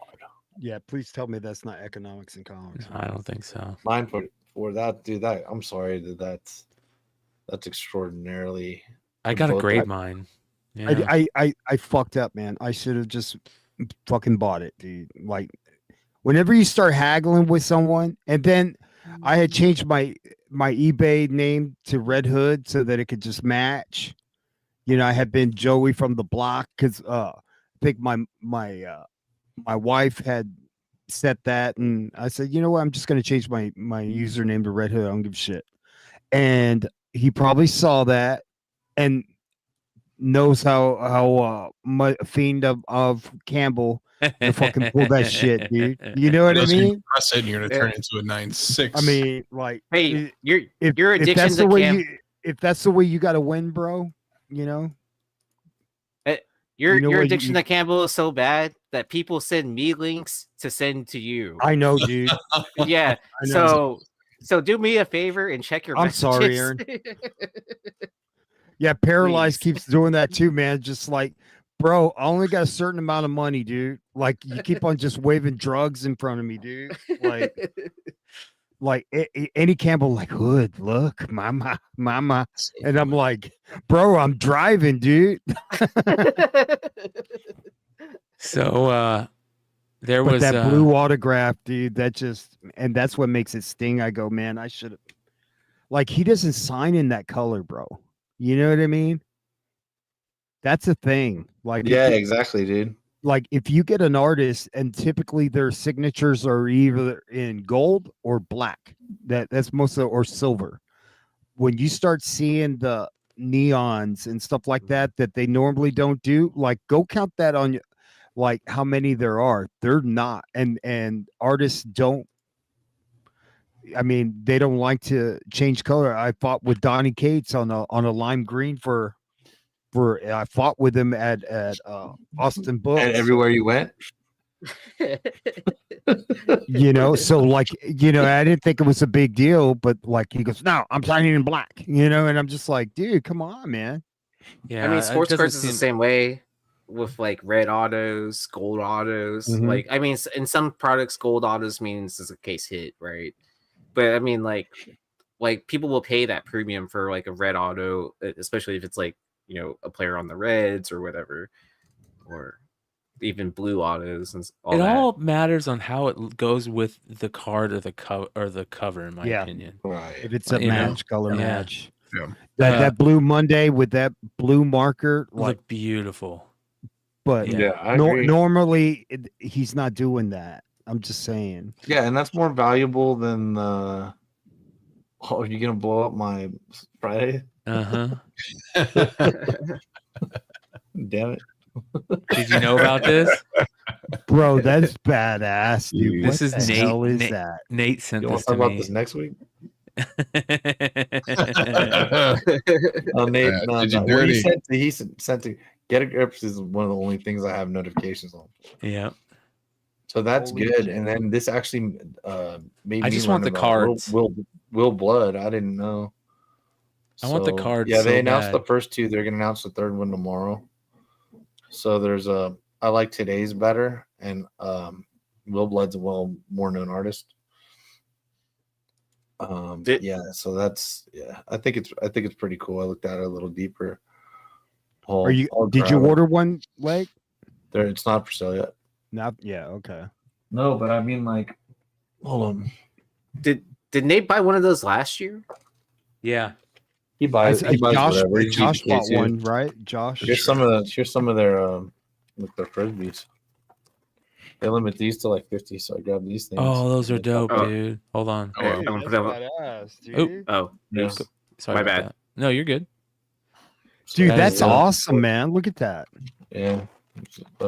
I missed out on a bunch, but I got these. I got set to these, and it's Discraft. I guess that's probably a real frisbee brand. Yeah. You guys didn't see these? You guys didn't see these? These were only big 50 of box? these. 50 of these, I think, dude. Oh, are these like disc golf? Yeah, Yeah, Those but are it's disc golf disc, right? Yeah. Yeah. I sent the link to these people in chat. Told them to buy them. Yeah. Those are dope. Oh, wow. Right? So I was like, dude, they only made like 50 sets of these. I bought a couple. I'm like, I can't. How are you gonna lose? Yeah. Plus, I think they're awesome. So I have Mhm. one now. Somebody else, yeah, and they have. So here's Um, just the cards on eBay. I'm gonna buy some of these, man. Nice. There's only one Of for what? just this one for the Get a Grip. Atom Bomb, 45 Yeah, bucks. I've got that. It came with the skateboard, dude. I had to buy Yeah. the skateboard, I need to get that. so I bought the skateboard. So I haven't. They still sell the wheels on their site, but I don't think the flip on the wheels is good. They're all blind bag wheels. But Get a Grip, I got one of their old GPK hats. I got the boards in the other room. If you guys want to see That's them, cool. they're pretty nice. The Jordan one came with the basketball. Like, hold on, I can reach it. Yeah, dude, there's nothing more nostalgic to me than G.I. Joes and Garbage Pail Kids. It takes me back to like my favorite place. Look at that. Numbered to 90. Man, Garbage Pail Kids are so fucking cool. Especially when you Have get you some of graded the- your 1 of 1 yet? No. I'm thinking about selling that. I want to sell that to get a different card because it's not a character that I like. I do have a signed John Pound. I pulled a signed John Pound out of a blaster box of Series 1 Chrome when they first came out. But it's not a character that one of the cards that I like the most, So I want to. I would grade it still first Yeah. before you just sell it. What is that Yeah. like? So the Jordan skate deck came with a box on the side with the Greta Grip, Garbage Pail Kids, Oh, it's a Jordan basketball. on there, basketball. Wow. Right? That's cool. It's got the little Adam Bomb on there Mm. with the Jordan on there. GPK. That's tight. So, I love that. yeah. Oh, I remember. It was the box came like a little L. So there's a square box taped to the end of a long, skateboard mailing box, skate deck mailing box. And I was like, how the hell are you gonna ship those together? And it just came like that. I didn't even know you could like measure and do things like that. Wow. That's supposed to. That is too cool, man. I've got the Jordan deck that came with it too. Have you seen that lids like three pack hat? Oh yeah. Yeah. Yeah, let's Somebody talk got an about- Auto Bo Jackson hat. I didn't Mitchell see and that Mitchell on and the Ness. list. Yeah. Yeah. It's like $250 for this 3-pack, and it's certain players that they're highlighting. And then it also comes with a promo pack they're doing right now, with the Mitchell and Ness lids and Topps Chrome, which has 3 cards in it. And then there's a scratch off in there too, where you can win like World Series tickets, like autograph sessions with certain players, all kinds of stuff. Yeah, the guy scratched it off, got a Mookie Betts auto. Look at this. We talked about this a little bit pre-show. The Shohei Ohtani bobbleheads selling for $1,400. One sold Well, for $1,400. Dude. So there, They have the Josh gold does make a- ones. Josh does make a point though about those hats too. There's like autograph hats within it, but there's like Mickey Mantle autographs and who was the other player? That's like someone else that's obviously deceased. Where it's like kind of like, okay, like How why did you does do that exist? Yeah. So up to $200 just for the regular ones they were selling. But if you got lucky and got one of the gold ones, So when did they are they pre-selling it or Yeah. they already No, gave this is them today away? at the show. At the game today, they had like they showed some overhead photos of like the parking lot, and it was just wrapped all the way down to Vin Scully Boulevard and stuff. It was bananas. Yeah, and they said they're showing like all the. I was listening to PMS, and so like Dave Visay's on there, and he said I've already been hit up by like 40 people. A guy that covers the Dodgers for local radio in LA, and he's like, I've already been hit up for 40 people because I guess all the he said anywhere I go across the country when I follow the team, I get one of the giveaway for whatever it is, and I tell every people I got one. It's for my son. End of story. Yeah. You know, I don't know what Visay makes, but Wow, someone wants $5,000 for a gold one. I love it, dude. Just like us, right on the seat, dude. Sell them straight from the stadium.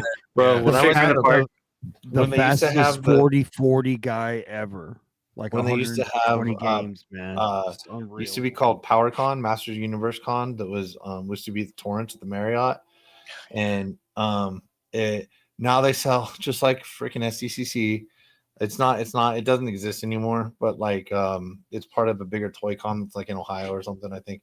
But like they used to sit and like you go to the show, you could pre-order, but pre-order sold out, and you can only pick them up at the show. You couldn't get anything shipped, which is absolutely, what was great, because then if you go to the show, you get rewarded. Like I complain about so much about how much it costs us to go to San Diego. Yeah. For it costs me gas, but like there's so many people flying in there that if you're going to get an exclusive, it shouldn't sell for the same price online the same day. Otherwise, I'm not interested. I don't feel special, but I spent a whole lot of money just to be able to be there and walk back and forth and get in and wait in line. And I'm sorry, your time has value as well. So I don't, I never like when it's not that. So the PowerCon, dude, I would do the same thing. I remember I had this big, like, I don't know, just big old different things at PowerCon or the small toys. No matter what it was, if I got in there, I'd prepay, I'd grab whatever it was. Dude, I would walk to the car. Plus, you don't want to carry some of the stuff. And it's not even a big thing. It's like a hotel ballroom size of a show floor. And they'd have the back stuff where they'd sell the stuff for the show. dude, I would walk to the hood of my car and just use the black hood of my car for fucking pictures for the internet to try to sell that shit, you know. And I'm a Motu collector, so I definitely would keep some stuff for myself. But hey, Yeah. um, This What is a one crazy. one. Yeah. This is out of Oh, the it's from the. oh, is that the one who pretends he doesn't gamble and the one that really does? yeah. No, it was that guy. Major League Baseball's like, oh, it definitely wasn't him. It was definitely a translator. He doesn't speak English. Like hell, he doesn't speak English. He doesn't know how to bet on sports. Hey, Hood, have you ever seen this card? Wow. Skybox salutes the NBA. It must have been a promo they put out when It was, but man, I think that was super fucking rare, dude. I've never seen it. Nice looking I card. don't remember ever seeing that. Yep. I think I have a remember when binder these of came that out. set. Oh yeah, when these came out, the boxes were selling for $150 back They were then. beautiful, dude. Yeah, They were you remember the David Robinson? Yep. Yeah, or the No, D was Brown. it? No, that's D Brown. Skybox. Yeah. This Yeah. is Yeah, Skybox, yeah. Yeah. David Robinson Hoops was the big. Yeah.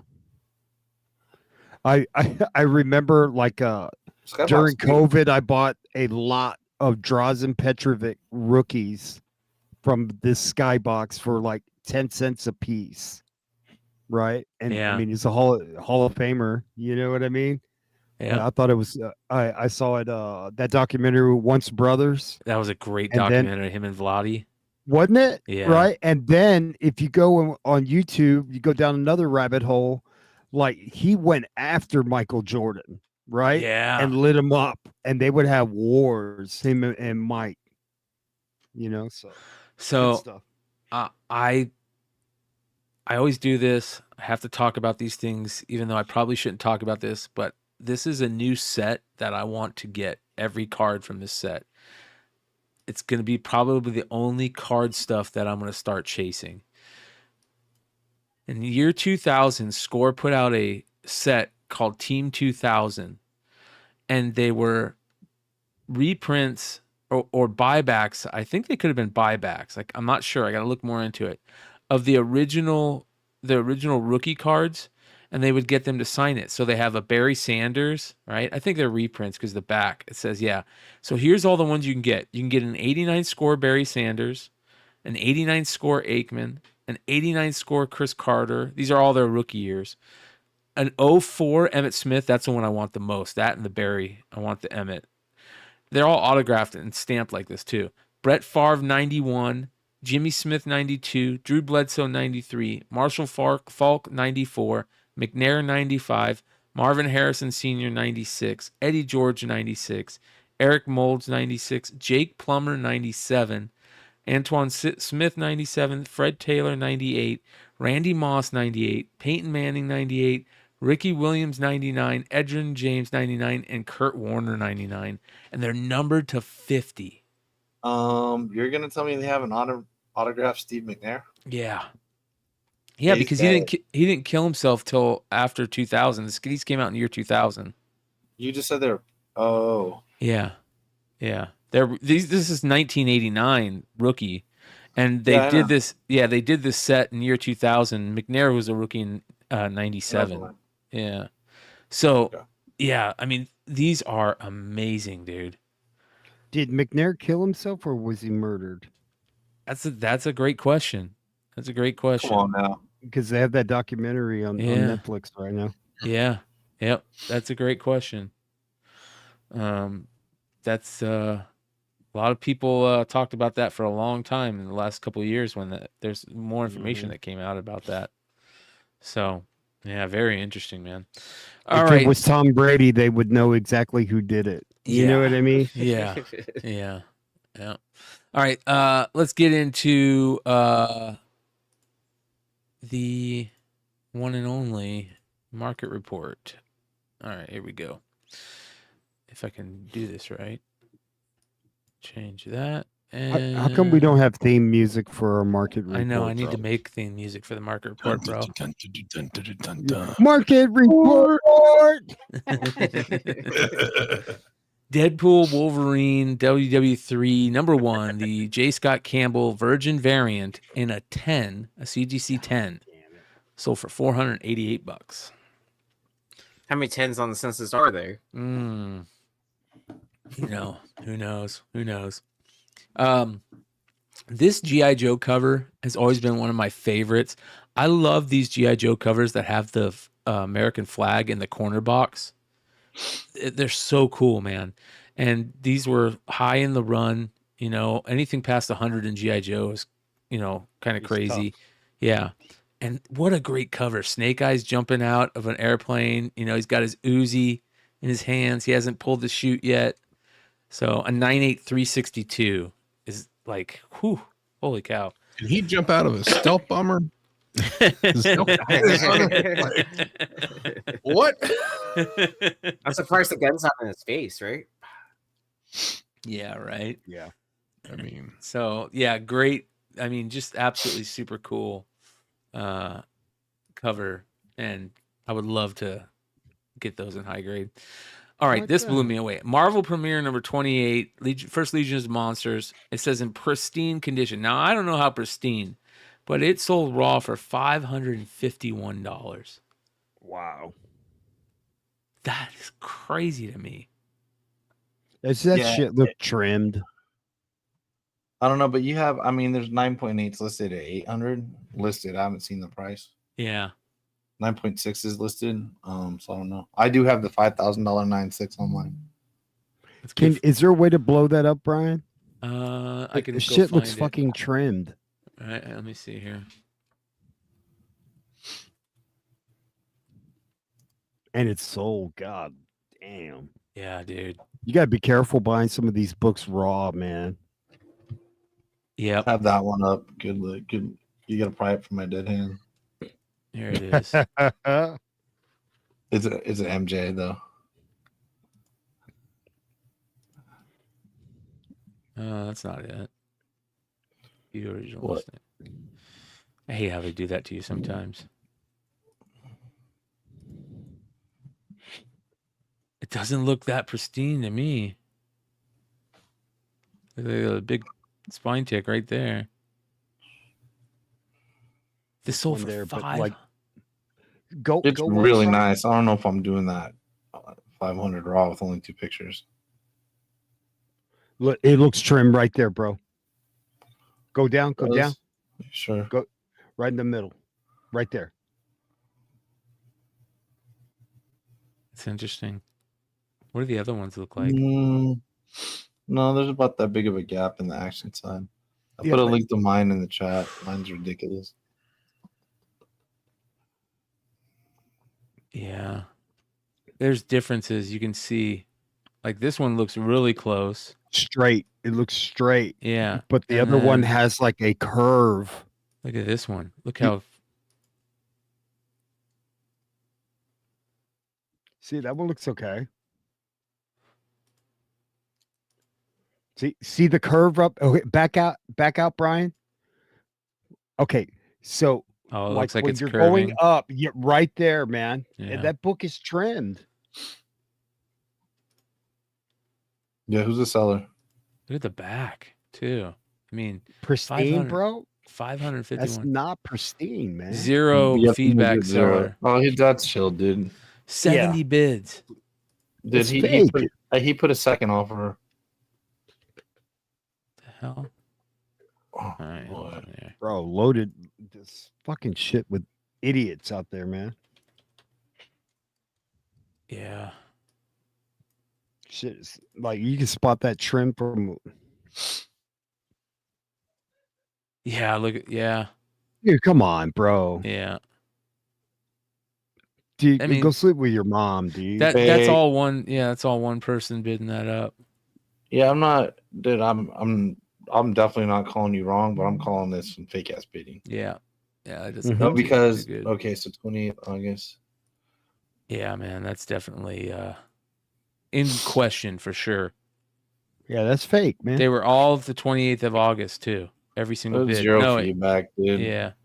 And then they just give sorry, they didn't pay a second chance offer. Yeah. I don't care what it is. Every time we're on like Brian's like market report, we find a fucking thief on there. Yeah. You know what I mean? Yeah.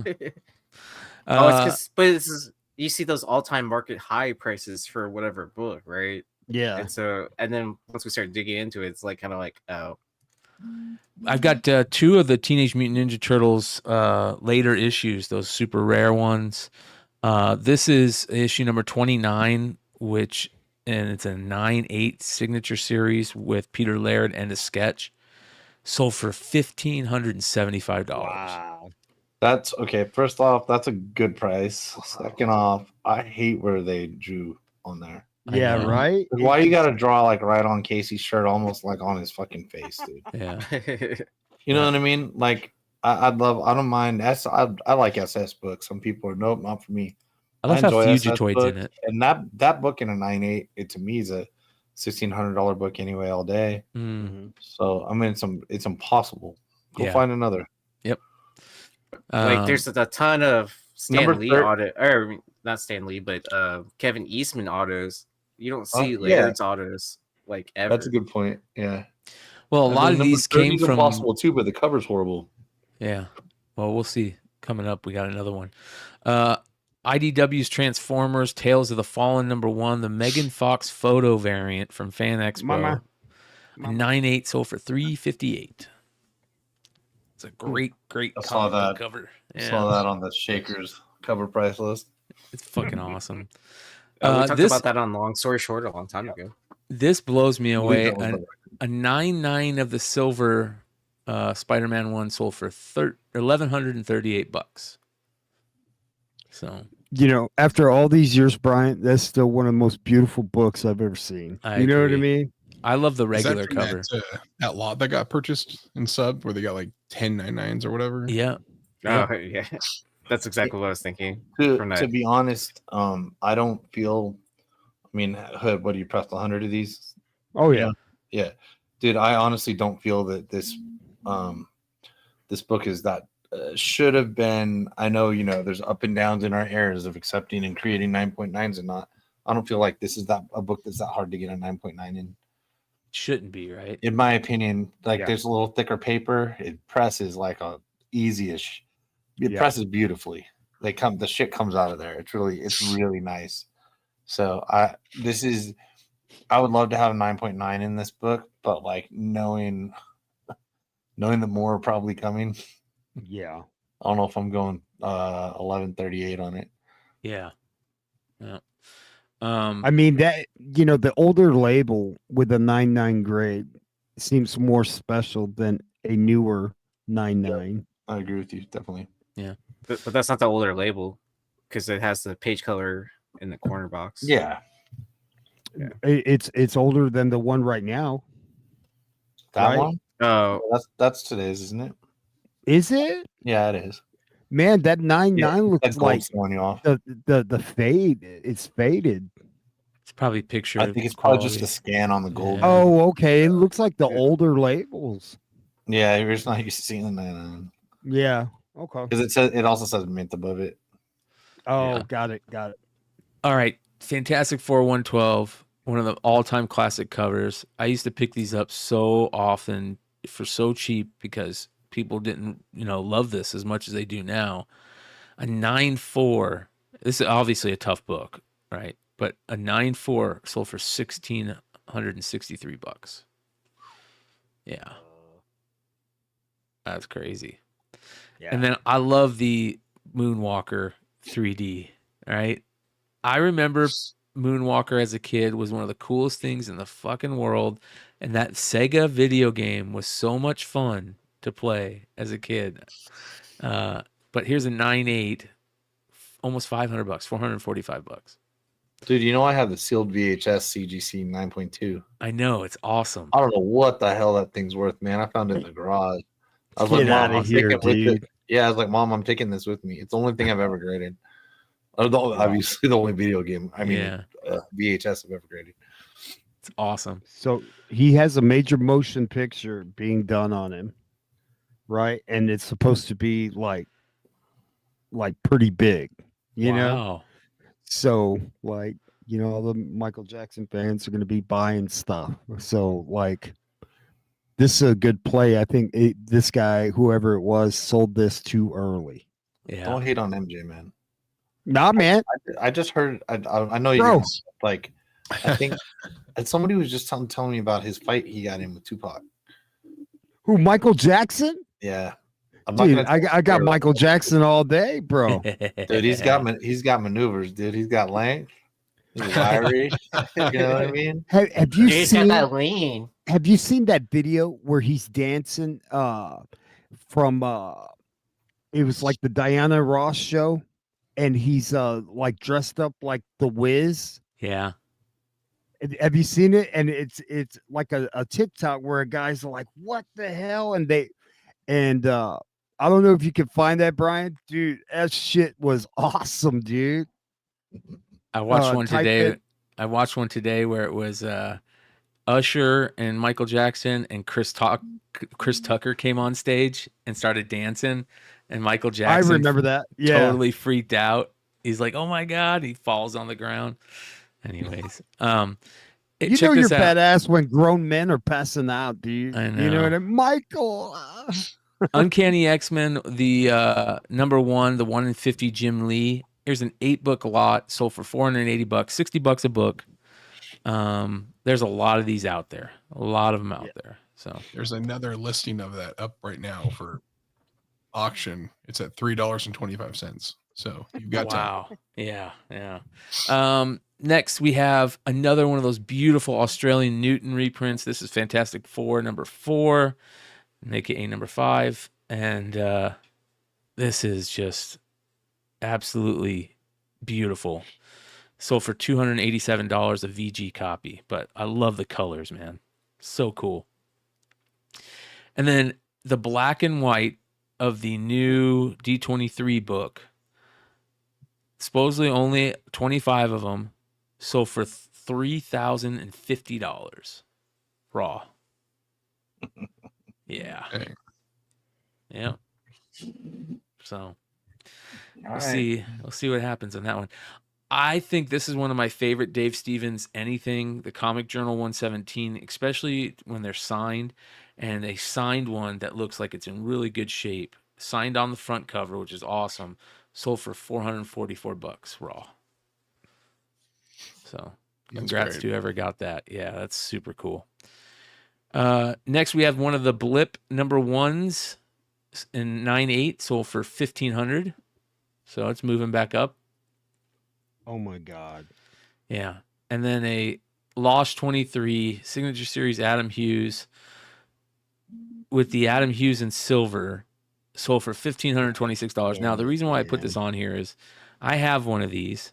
It's going to be getting pressed and graded, but it got me thinking, what would be the best color to get Adam Hughes to sign this book in?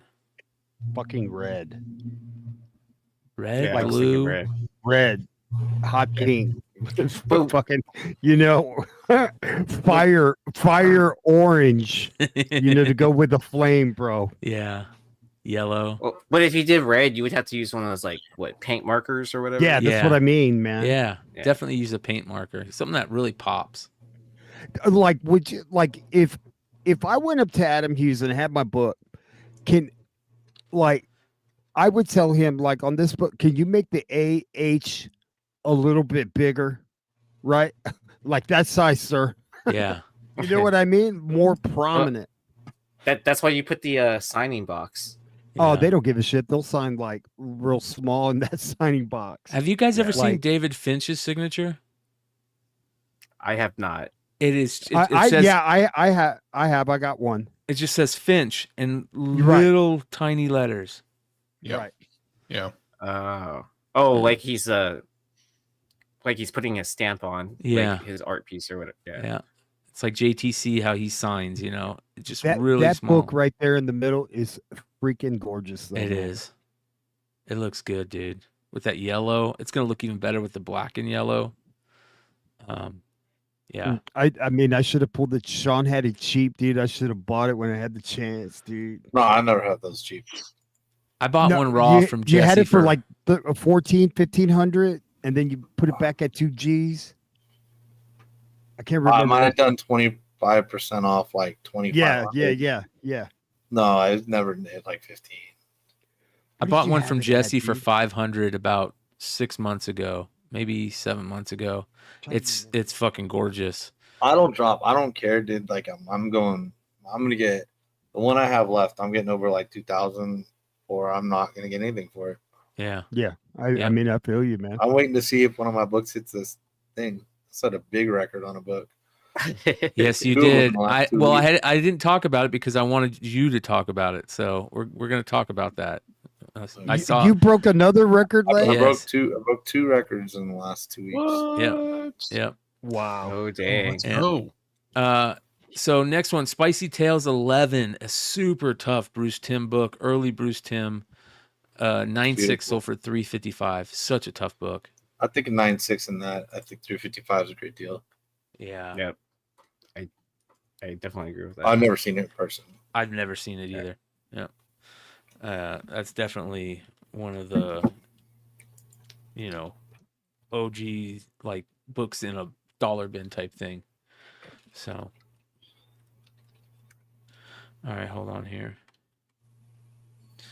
Next, we have some major variants sold this week. Some of the big boys. The X23 #1 Del Auto variant sold in 9.8 for $1,500.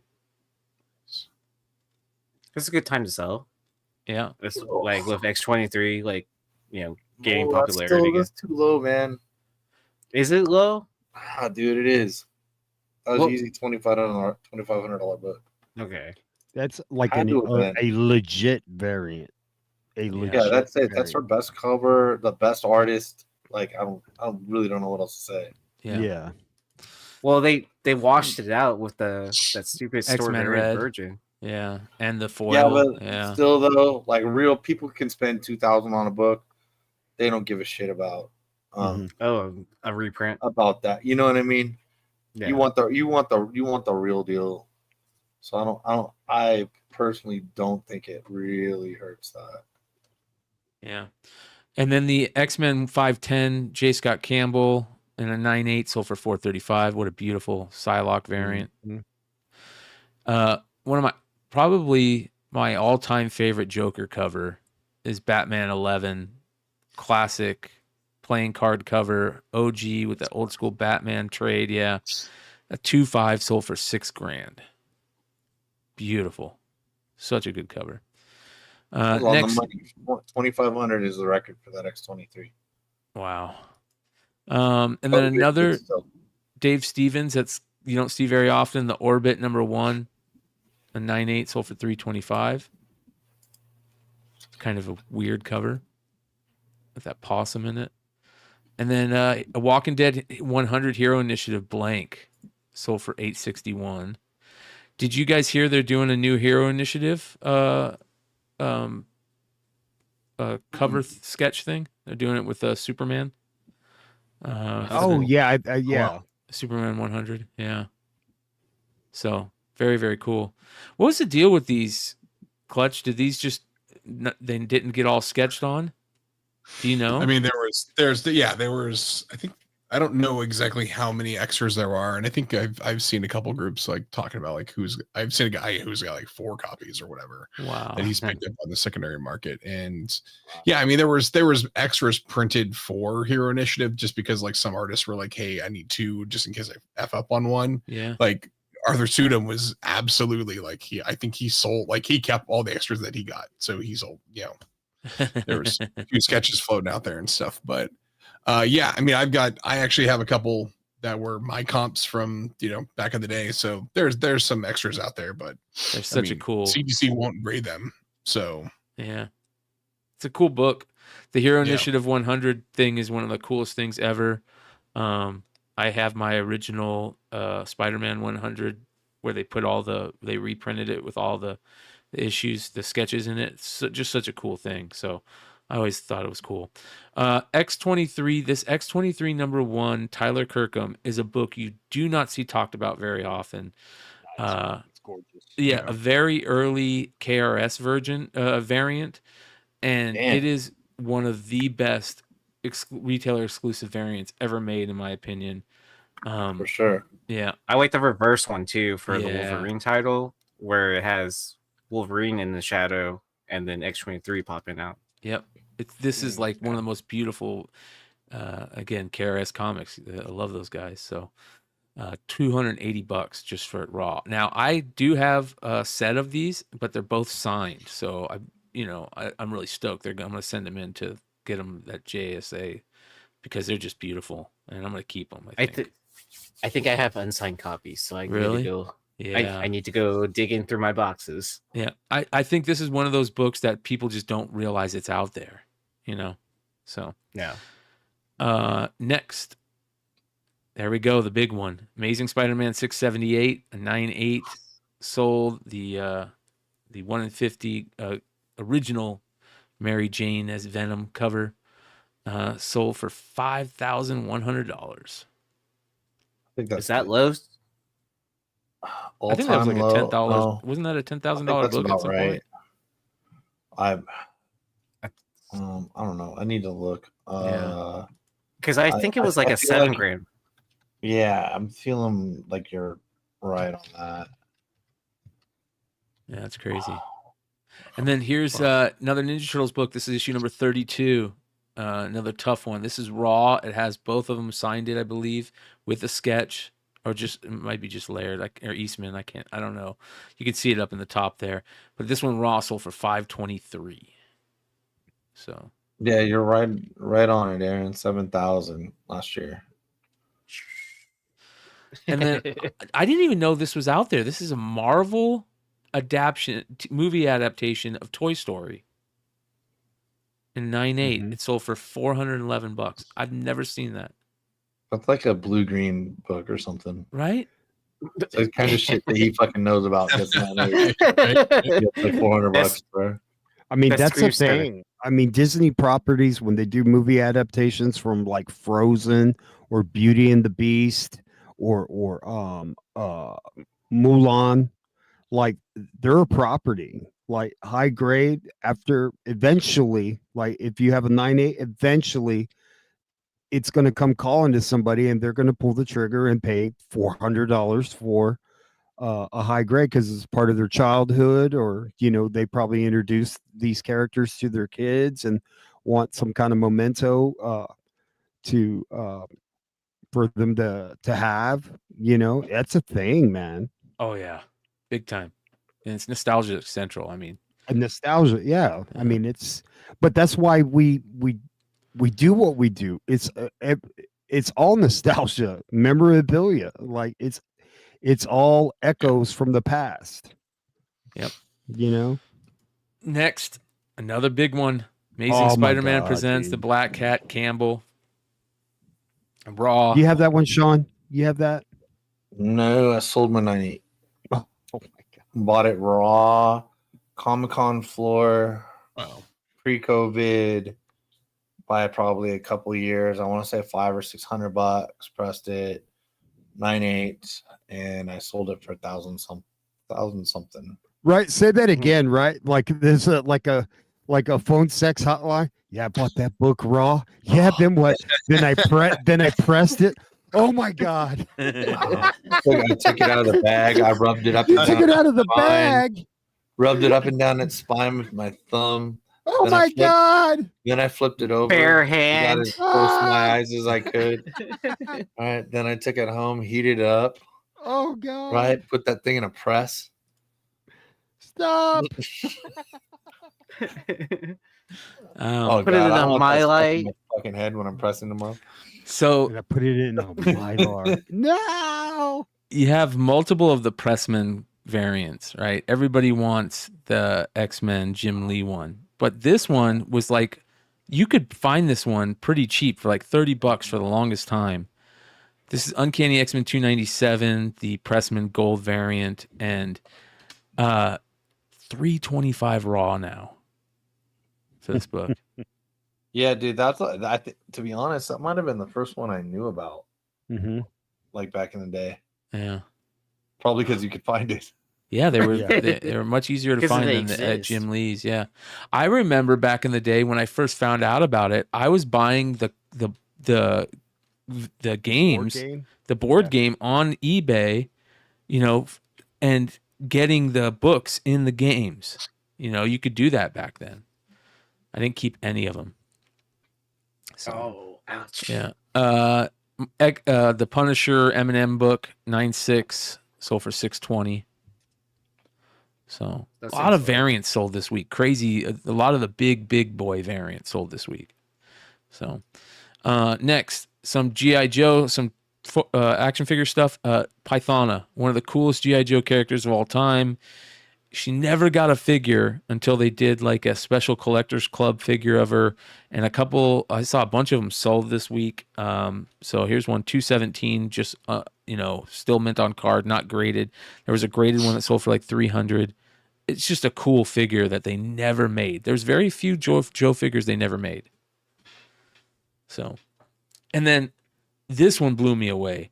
Old school Shocker Toys comic book heroes, the Max figure, but it's a translucent one. I've never seen this one. No, never. Right? Oh my God, that is so cool. And it sold for $316 mint on card or sealed. Man, I would like to know the story on that one. Yes. Like, what's the actual ratio, and was it an error, the translucent? Remember the little What ids? was- yeah. You leave it in your car for a day, and then you throw it in your It's microwave. possible. Yeah. No. Those comic book heroes figures are really tough to find, like the Pit, the Max. Yeah, There's a bunch. The Gorilla from Hellboy. Like, yeah. What about You the know what Bobcats? figures nobody talks about are the J. Scott Campbell Danger Girl figures. Oh yeah. Do those have comics with them? Uh, I don't think they did. That would I be like how cool. he if just they has did. to look up. Yeah. I thought I had them in here. I do somewhere. This is one of my favorite G.I. Joe figures, specifically this one that has the gold micro figure sticker in the upper corner, and it has its Snake Eyes micro figure. So you wouldn't always guarantee the Snake Eyes micro figure in the Snake Eyes pack. So That's awesome. That's right? fucking cool. Yeah. Right. So, super That cool good Snake price? Eyes. That looks like, if I'm just guessing, that looks like a great price. This used to be a very affordable figure back in 10 years ago, but $300, that's probably a good price for that figure in my opinion. So check this out. Like affordably cool is what I'd like to call it. So we got a weapons lot, sold a Star Wars weapons lot, Kenner weapons. I see a couple orange Yoda snakes in there, sold for $900 for that weapons Oh, lot. someone's mommy kept that in a Ziploc for him, Right? dude. Right? 100%, man. With fucking initials on the bag. So Yeah. you're not taking it to your friend's house. It's And crazy then- how accessories are just like, because you got to get them to complete those figures, And they lost. They're always lost. especially it's got that. I think it's got the Leia Bespin gun up there. Yeah. That's those things. I had one. It The probably Boosh. lost it the day I opened the package. Yep. Yep. In the carpet in that 1980s Shag. deep carpet. Yeah. Yeah. I lost so many Storm Shadow knives. Oh. Hold on. Do we miss those carpets or not? Because they felt good barefoot, man. It did feel good now, barefoot. Now in my adult life, having owned homes, Too hard not to a fan. clean. Yeah. Oh yeah, just get your toes off at your shoes off after school at grandma's house. Yeah. Mm-hmm. My mom's cousin who lives in Wisconsin, when you go in their house, they still have that carpet. It's on the walls, Oh, dude. wow. Yeah. Whoa. In the Yeah. bathroom too. Yep. In the bathroom. Yep. Yes. I swear to God, bro. God, dude. Yeah. Weird. Masters of the Universe Triclops. I've never seen this, never heard of it. Don't know if this is a real sale. Blackhead variant. 15 grand. what? It's only a 1-bid sale. It could be fake like the other one, but I've never heard of it, so I figured I'd put it up there. Who knows? I'm about to find 20 of those. Yeah. You took a heat gun to the normal face and turn it. Yes, you probably can. Yeah. Just a marker. I got one right now. Yeah. $20,000. No, who would do that? Yeah. Carpet near a toilet is no bueno, 100%. My favorite dive bar in North Hollywood had carpet for a long time. It was so bad. God. It was the worst smelling bar you've ever been in, dude. Oh, so gross. And then a little bit better than a vintage lot of weapons, you've got all the stickers, pamphlets, and inserts from Star Wars sold for $731. Oh man! Wow, that's great. Yeah, That's gold, and you could press those. Yep. Yep. I pressed the Boba Fett like apology letter for Nate. Yeah. Oh, Made it that's look- sweet. yeah. Next, So you could put it in the acrylic that Yeah. you can set your own up. You know what I mean? I didn't know that Trap Toys did an Action Bronson figure. Action that's Hero. cool. Yeah. That's sweet. Ooh, dude, Only that's- 75 of them. That's rare, dude. Yeah, and I'm Patreon and everything. I haven't seen that one. Yeah. Yeah, that's It's Out of not. It's 75. not new. It's not new. no. That's It's not new. That's probably a great purchase, man. And then Oh, we haven't talked about the popcorn buckets yet, but everybody's talking about you can get the popcorn buckets now at AMC. You can call them up and order them, right? And go to their website or whatever. And this is a popcorn bucket from the Alien movie with the light up face That hugger was or cool. whatever. Yeah. yeah. $200 that one's bucks cool. it sold for. Dang. It's Yeah. crazy. Yeah. I'm in the wrong game because like all those buckets cost like what $30 or whatever. Yep. And they're flipping for at least 3 times the price. Yep. bro. Go look at shit from like Black Panther had a cup like that was etched in like Wakandan style. I sold that cup for almost $100 like 3 years ago. Wow. And I regret it. Really? Mm-hmm. That's so if you were cool. to buy one now, is it going to cost you like $300? I haven't, it's one of those things that you don't want to Never look look back. anymore. Never it's look like- back. Yeah, Yeah. never look back. One of my biggest memories is when Star Tours first came out and my parents, we went to Disneyland as a kid when that first came out. And the first time I ever went on Star Tours, I remember it was so absolutely mind blowing. Yeah. It was just the coolest thing in the world. It felt so real as a little kid. I remember it was real, bro. dude, I remember my brother freaking the fuck out when you're in that thing and it takes that first drop, Yeah. coming out. Oh, dude, it was just my brother was just screaming, and it was a major memory. And Remember 3PO way in the back, and it was like, holy shit, he was gold as shit. yeah, bro. you'd walk Yeah. by him on your line. Yeah, man. Yeah. And the Star Tours bot, right? I remember that RX-24, is that his name? Yeah. So there was this D23 Star Tours figure that they gave out. They only made 3,000 of them, selling for like $200. So, yeah, pretty cool. $300. Yeah. Oh yeah, $300. Yeah. Next we have a couple magazines things that are awesome. I have to find this Cream magazine now. So Cream magazine is like Rolling Stone. They still, I think, print it. It's one of the oldest rock and roll, if not the oldest rock and roll magazine, music magazine. This is volume 2, number 16 from 1970. It's the Timothy Leary issue with Funkadelic and Creedence Clearwater Revival. And it's got a cover of the coyote finally catching the Roadrunner. That's great. Right? I gotta find What? these. I heard cool things happen when you lick it. Sacrilege. It's so Bullshit. cool. My dad thought that was the funniest thing in the world. Was that cartoon? Yeah. Yep. That'd be cool blotter art. Just saying. Yes. You know. Yeah. And then a Spider-Man Playboy sold. The Japanese Playboy. Mm-hmm. Sold for $300. Not bad.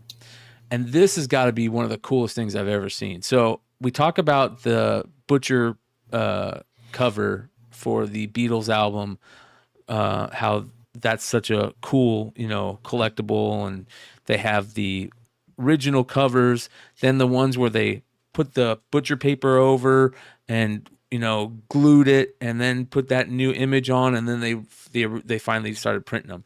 Well, there was a magazine, this magazine, Disc and Music Echo magazine from June 11th, 1966, where they put that butcher cover on the magazine, and it sold for $130. That's That is cool. That's really fucking cool. Never seen that.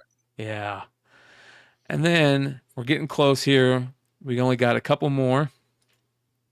We have got this crazy Tomb Raider convention exclusive. I've never seen this. Switchblade 25, limited to 500.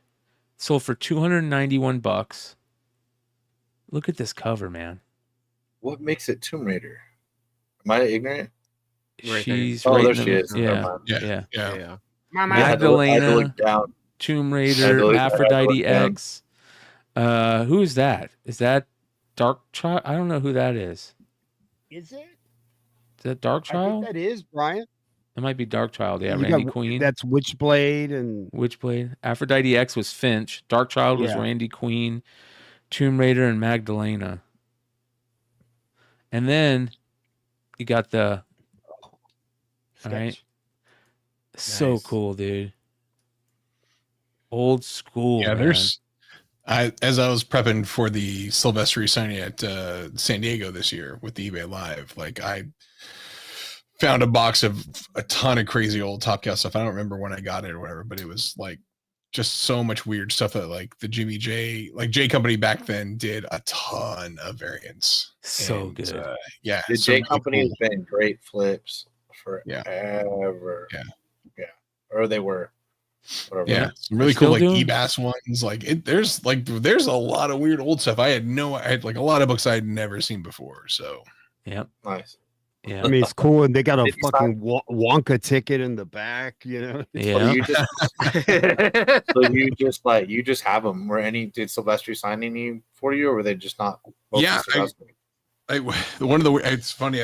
I just got in. This is a weird one, and this was this I can't really see it here, but so this is a Wow. so it's Witchblade 76, but this is the San Diego Comic-Con Error Edition, and so the guts of this are actually it's like Wanted issue 4. Whoa. The outside was printed with this cover on there, and so Mark signed it. It's again like 8.0. I didn't because I just pulled it from a box. I was like, this is a weird thing, but like it could probably get a press and get really cleaned up. So I might do it, but it got a qualified label because they wrote on it originally, like back in the day. This is like handwritten by probably Joel Elad or someone from Yeah. Taka back then. So yeah, pretty cool. That's Joel awesome. scribbled it on there. I love that shit. Probably. Yeah. Oh, I the thought OG West Coast CGC witness that if you've been around. And the best part is like is if you knew Joel, it's like, oh yeah, this is something they screwed up. Like, oh, we could still sell these. So like, just found a way. Like, it's an error edition. Let's go. So Yep. yeah, Awesome. Hey, Next. Clutch, did you like your books, bro? they look great, man. They're great. I got them packed up. I got them shipped out to CGC, but I've just been lazy. I would hold off on CGC for just a little bit, Maybe I'll hold off a smidge. just smidge. So this is an amazing sketch cover. This is by Johnny Desjardins. Cool. Oh, this is beautiful. So fucking good. That's awesome. Real good Yeah. use of like the color and the tones and stuff. I love that. Yeah. This is What did that So sell that's his for? sketch on the blank, right? yeah. Sold for $450, man. Dude, not enough. Yeah. Wow. It's too Yeah. pretty for only $450. Yep. Yeah. How about this one? Look at this. This is by an artist Mama! called Yaniel. Yaniel. It's an 8x12. Look at that. That is A lot of Wonder Booty. Look at her face, how great her face looks, the coloring, the pop, the way it pops in the background. Oh yeah, her face. Yeah, yeah. I mean, her it's booty fucking is amazing. Don't get me wrong, but like Her face looks good. That ain't no by 8x12. the yellow outline on her hair, fucking awesome, dude. This should be a cover. $510 sold for. Who is Yanuel? I don't know, but we need to find out. Ukraine. It's an anagram. Yeah. No, I was just joking. Well, we're gonna look in more into it now. That's for sure. It's in Ukraine. Yeah, it's from Ukraine. Yeah. He's painting him so he doesn't get drafted. Speaking of That's Tomb good. Raider, That's good. Yeah, that's good. I've never seen this. Tomb Raider Archives Volume 3, oversized hardcover, Lara Croft slot. Have you ever seen this? Sold for $325. It's got all the. Oh, that's nuts.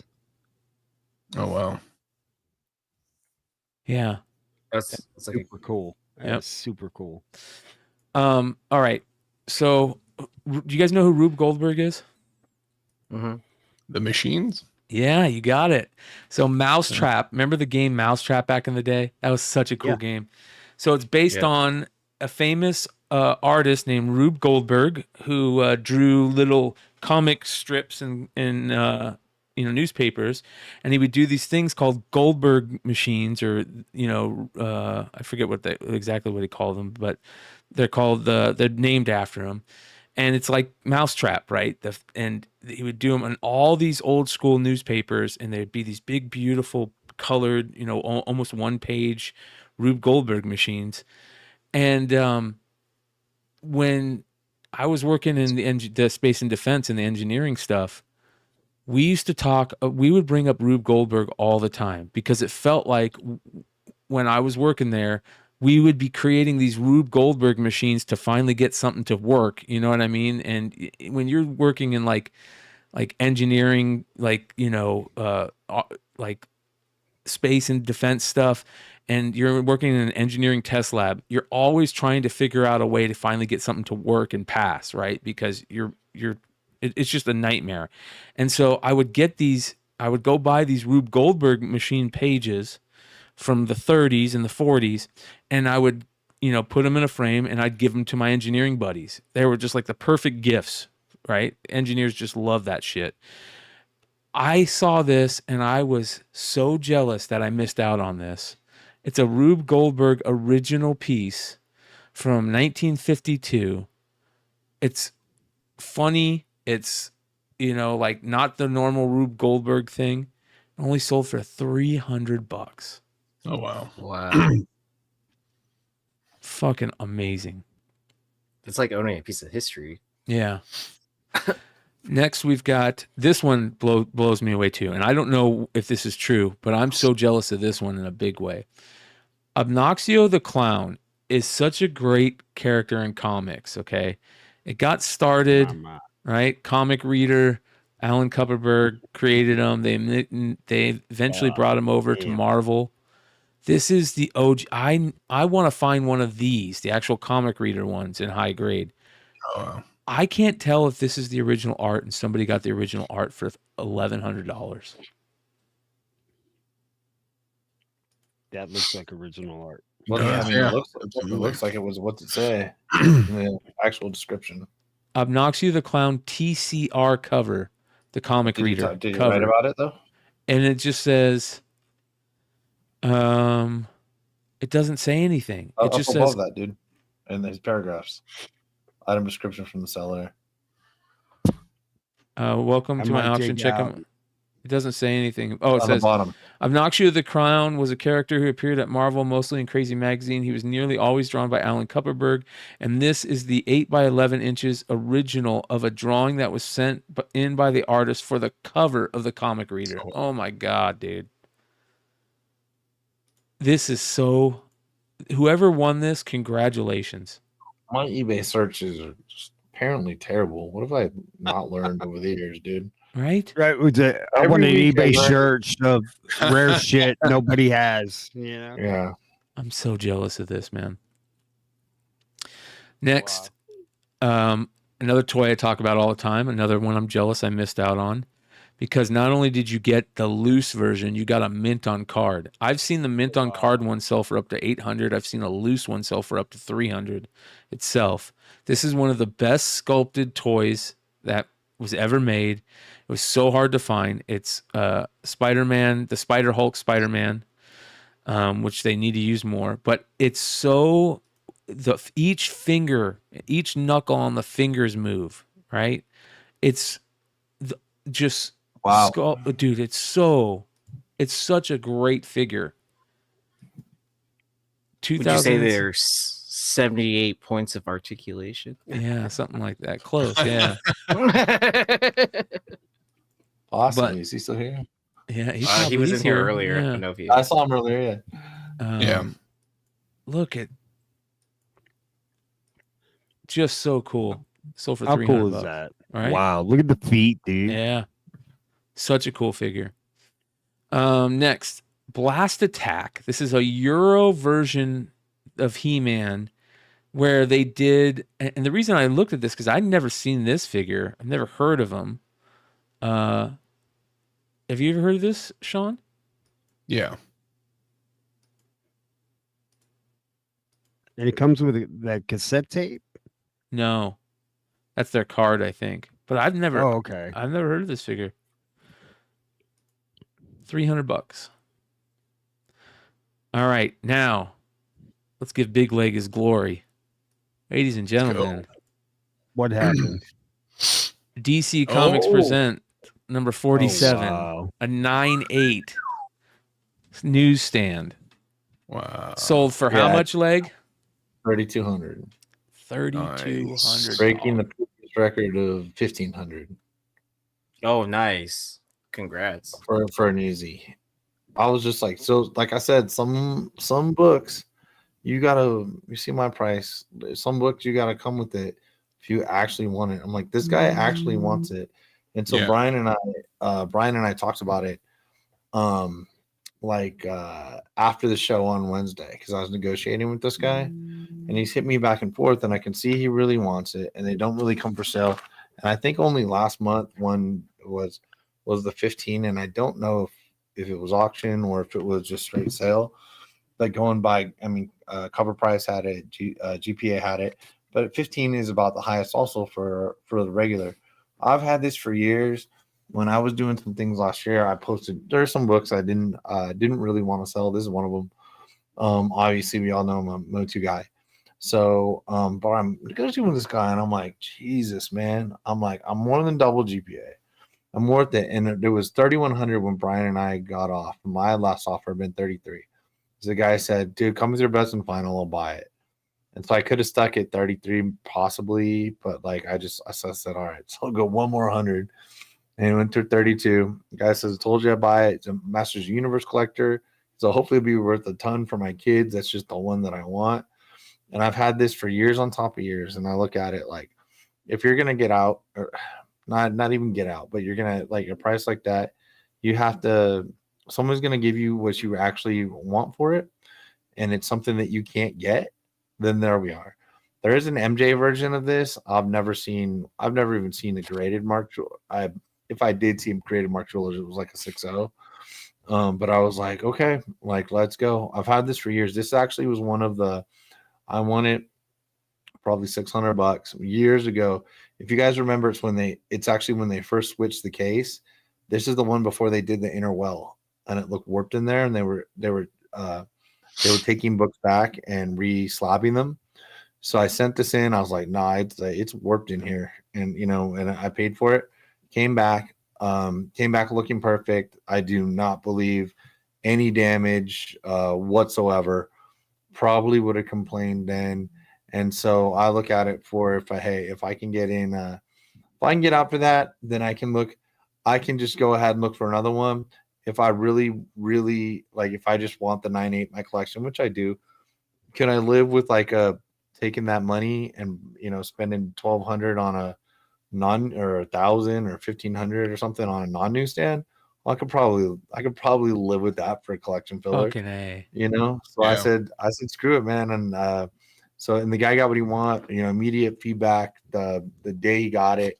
And we were actually in Motu conversation over this thing via, you know what I mean? I know that this guy's legit, seemed to be, well, definitely is legit now, I know. But, plenty of feedback and okay, here's how we're gonna have to, here's how we'll do this. He did it. I did it. I said, all right. So this one owns that one of the hardest books to say goodbye to, but again, at the right price, as long as the next one doesn't go for 5,000 or something like that. I don't know. You set the market, bro. Apparently. Hey, if you're gonna get what you want, set the market. Set the market. And the other one, I sold a Mad 4.0 for, I want to say 3,000 the week before, when the record for a 5.5 was probably 3,000. And now, don't get me wrong though, there's no difference between those two. Someone's like, buy the book, don't buy the grade. My 4.0, the colors were like deep purple. It was beautiful. The grade was I think the grade for the accumulation and defects was accurate. The back didn't look like that great. So, but 4.0 in a Mad number 1 is nothing really like to sneeze at, Right. It made me want to put these two together and buy the Mad like 8.0 or 8.5 or something that's online. How did it present? Did it present like a 4.0? No, not at all. No, it was deep colors. It was beautiful. Right. The front cover was beautiful. That's why I bought it off. The same thing as this. It was $600 or $700. I could actually look it up because I bought it raw off my comic shop.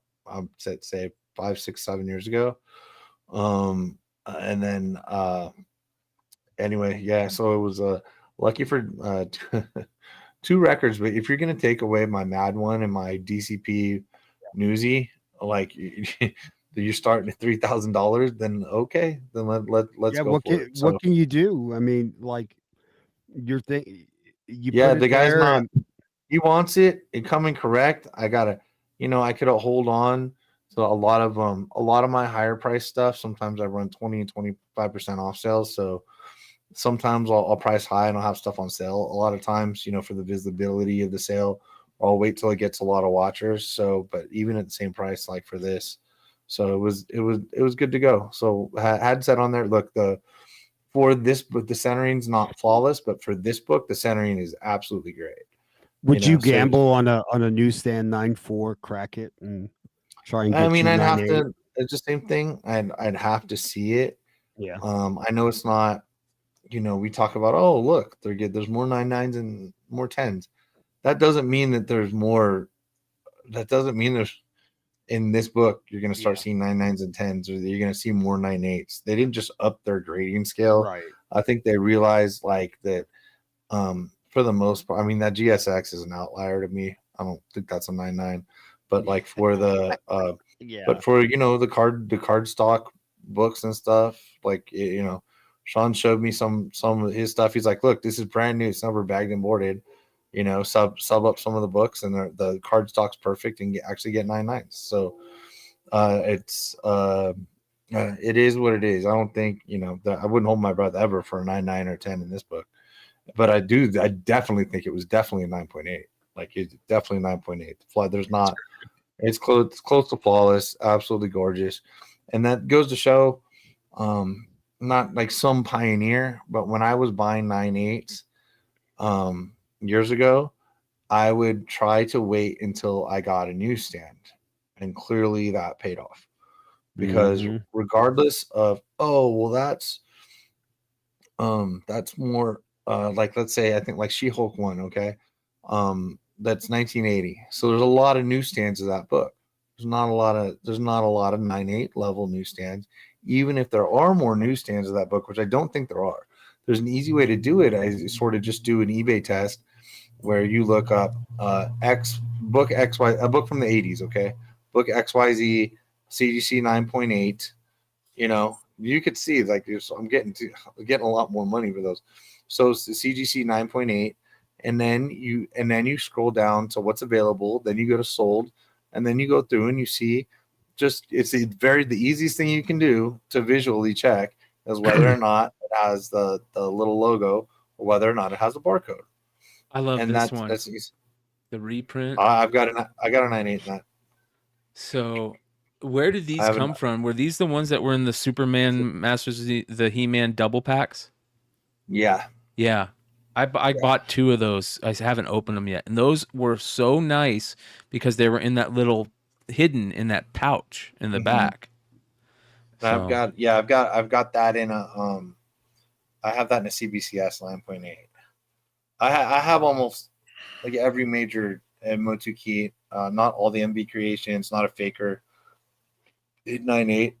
Now, of course, I don't have DCP 47 and a 98, but I mean, I can buy a regular one. And you just got to hunt for the newsstand one. I just don't know how many of those newsstands are going to come back as 9.8, and then same like you said, Hood, even cracking a 9.4, working some wizardry. Like there's not a lot of books from the 80s coming back 9.8. There's not. I'm sorry. I still really do feel like they draw that line or get the second set of eyes. I don't think that they're letting. They have the way the books are coming back faster, especially the modern books, because we're grading so much more, so many more. But I think any of the newer graders, because all they've said they hired more people. They had to hire more people, but I don't believe that. And especially because they don't come back as fast as the books that came off the newsstand today or a pre-screen lot or something like that. I don't think they're. I gotta assume they have a more experienced set of eyes on any of the older stuff. There's no way that they don't. You can't teach somebody in a month or even 2 months really to grade, but 80s and before, especially 70s and before. And the eras, it quit making sense. What's modern? 92 to now? You kidding me? Comic books have changed more from 92 to now than they did from 19 paper, everything, man. Right? It is what it is, man. It is what it is. So like on that book, you're gonna take my keys. You gotta my personal keys. You gotta pay for them, man. So like on those books, like if you run across like a raw one and the gloss, the gloss is still vibrant, Yeah. and that's where like you have a chance. Like if you're digging and you see the reflectivity on it and it just presents it away like holy shit. That's when you have a chance. That's where you go. That's a candidate right there. Yeah, I don't know. I totally agree with you. And not even just being a He-Man. We've passed the era where you can get DCP 47, where you can get Secret Wars 8, Spider-Man 252, where you can't find. You used to be able to find. It's been a while, but in the last 10 years, you could find those in a bin, not a dollar bin, but you can find them bagged and boarded. You can find a beat ass very good copy for $20 or $30. And I never, ever, ever, ever, ever left any cheap keys behind in history. Now you're not finding those anymore. Yeah. First Taskmaster, Rocket Raccoon, you're able to find those things. The Strange Tales, all the Adam Warlock books, you don't find them anymore. Not in a bin, not for a regular price. They're on a wall and they might be cheap, relatively cheap, but you're not finding any keys for $20 anymore, or $30, $40. And that's a good thing. It's good for all of us. But again, the most you're going to get out of them are like $50, unless they were just way underpriced. You can't. There's no Secret Wars 8 in a bin anymore. Whereas a guy gets in a collection and just sees a beat copy of that, and he'll put Overstreet and go on the very good price of $20, but throw a tag on there, throw it in a bin, and then just go, okay, I'm taking the keys. I don't care. They didn't have to be near me, and I'm still like that on those books. It's just that you're not going to find them for the cheap prices anymore. They go into people's collections, they get graded, they get cleaned and pressed, and maybe you're dropping from very good to very fine, and you're tripling your money right there. things like that. So, But do you know how important that sale that you made is for the hobby? Like, everybody's going to hear that story, but that just the fact that that book moved at that price, straight up legit, that's important for the hobby.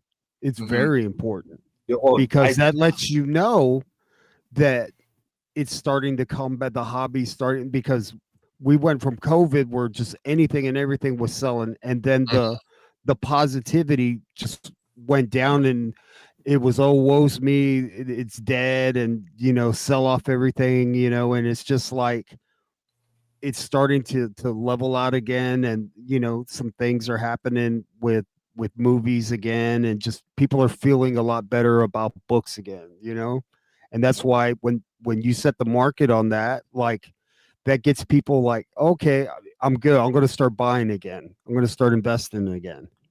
Yeah, and even like what was not hot becomes hot again. Like Absolutely, so yeah. we've got Venom stuff. So if you saw the cover price Movers and shaker, one was another one I did, and these are out of nowhere. I haven't sold anything expensive. Basically, the stuff that I feel is a good book like that, you're not going to see me on a 9.8 of a book that is very desirable. I'm not going to find the lowest eBay price and match it. I'm going to go 20, minimum 20% above that. And then if I feel like put on sale, I'll put it on sale. I'll accept offers, things like that. So like, this isn't a big sale, but so Secret Wars 8 had dropped to like about 500 in 98. And so, and I had a really nice copy online with the matching CGC label. So it did go to cover price shakers. I just sold that to the guy. It goes $625. No big deal. Not a major sale. And actually, would have liked more, but considering the guy could have got one for $100 less online, I didn't feel that bad. That book wasn't a newsie or anything, but I think the custom labels do a good job. And also the guy I shipped to Canada. So other things they might not take into account when I'm looking at it, and they show in the show, and that actually came up on the cover price show on Tuesday, because Secret Wars is one of the top 10 selling books because of the black suit rumor. And I don't give a shit. Secret Wars 8 is one of my favorite covers of all time. Hood, you and I have talked about on shows before. I think that's a beautiful book. It should be in everyone's collection. I have one more that's never been for sale. And so so on there so I'm like, well, I think shipping to Canada and having the matching label, I know for a fact that those two things helped very much to add that $100 to that book. Yeah, that's another thing people selling. Don't overlook a custom label when it's the right custom label. Don't put don't put a Jim Lee Wolverine non-matching label on a Hulk 181. Don't put Spider-Man when it just because it's Spider-Man, just because the title is Spider-Man, right? Yeah, exactly. It could be just because of the title. It doesn't have to match. It's true. Like Secret Wars 8, that's staring you right in the face. If you have one to grade now and put the label on that. I sent like I have 4 9/8 of New Mutants 98. I sent them in when they had that 9.9 please. Yeah. Because that hits. That's that character, And if I ever decide to sell one of them, like I know like there's not that many with that custom label. Yeah. Right. Yeah. 100%. Well, let me know. More. And especially the Jim Lee X-Men for X-Men 1, the one that we all had as kids and changed comics and blah, blah, blah, right? With the new X-Men. That to me is any of the X-Men from that era is for that book. Yes. Like the GSX, I would not throw that on a GSX 1 label. No. That is not, I would not. People do. To me, it's off. I get it's X-Men. And to some people, they might love it. To me, it has to make sense for I have to do it. But that makes sense to me when it comes for literally. There's so many people and the characters and that wraparound and the way they put in the label, anything from the era. So you got like X-Men 4 Omega Red, fucking 100% put that label on there. X-Men #1, put that label on there. Any like the Chromium stuff, put that label on there. Just figure it out. Just have it make sense. The Miles labels they've had, like most of the Miles sort of match up, but not even completely on like say the Ultimate Fallout 4s. Because it's so you wouldn't take a giant really size good aesthetic sense.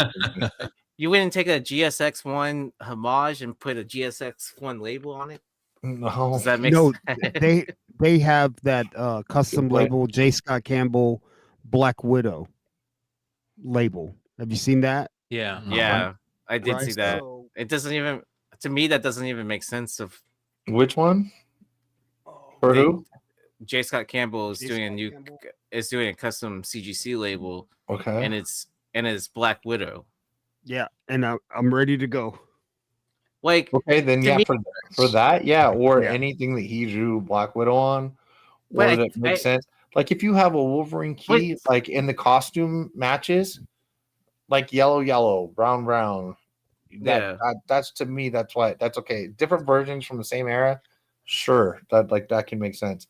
But I wouldn't do it. But I'll tell you what, and also just if you're thinking about doing that, it's gonna cost you can't put them in a regular submission, they don't split it up. It has to be a custom label submission or the other. So just so you know that, like if you have 25 books and you want 5 custom labels, you're gonna order of 20 and an order of 5. Mm-hmm. Not that big a deal, but it costs you a little more in shipping, but it won't be a 25 order in a box. It's not the most efficient way to do it. Yeah. Find 5 more books and put in a 25 submission, and then put your 5 alone on its own. To me, the J. Scott Campbell label, it should have either been like Mary Jane or Gwen. Like, there's way more cover. Black Cat. Like, I think those 3 characters right there, there's way more covers to choose from, right? Yeah, I hear you, but then they do Mary Jane and Gwen Stacy, for instance, right? Or but there's not that many great Black Widow covers, For J. Scott Campbell. This is where I jump in and I dig for any Black Widow J. Scott Campbell covers that are badass. I just send them because I know that once they retire the label and discontinue it, like that's your shot. You just go in and just get it done. If you think it'll level up your book, if it's just like, but I think that label with that book will level up that book and just make it more desirable if I ever decide to sell it. And like I'm gonna use for instance, actually, I had a J. Scott Campbell recent Spidey 601. Mm-hmm. I took there's a Spider-Man New York label, and so it's Spidey and it's not Campbell, but it's a similar Spidey with the New York skyline, where he's got the window of the New York skyline. So aesthetically that matches. Yeah, perfect. Yeah, so like to me that it has to make sense. I wouldn't just because of the level of Venom, but like also or like the Wolverine label that they have the Jim Lee for that actual book. I would go looking. I should have been doing this, but like I did buy a copy or two that are probably not 9.8, but I still haven't pressed them or anything yet. That I do think to match it, I think is a thing, and I think it's an actual opportunity when they come up with a new thing like that for you to go find that book and like find a raw 9.8, or to be honest, you might be able to reholder into that thing and then make yourself an extra $100 or something. Depends on the book, of course. Like 100 is an arbitrary number, but it is what it is. But yeah, those custom labels, it needs to be strategic. If you're in it to raise the value of your slab, right? Because it's those little things that attract. That's the difference between like when you're selling a book and you're selling it for $200 more, but they like those little extras, you know? Yeah, and it's gonna look cool. And these are collectors that really like what they're they really like what it is. And what's crazy is when I do hit things like a 9.8 in a book like that, at the same time I know that's gonna hold value. Won't always have those labels, so I'm not gonna do whatever. And like I said, first Omega Red, the X-Men 4, I 100% got at least 75 to if not 100 more on selling 9.8s in the X-Men, in that X-Men Jim Lee label. 100%. Like you could just see it on there.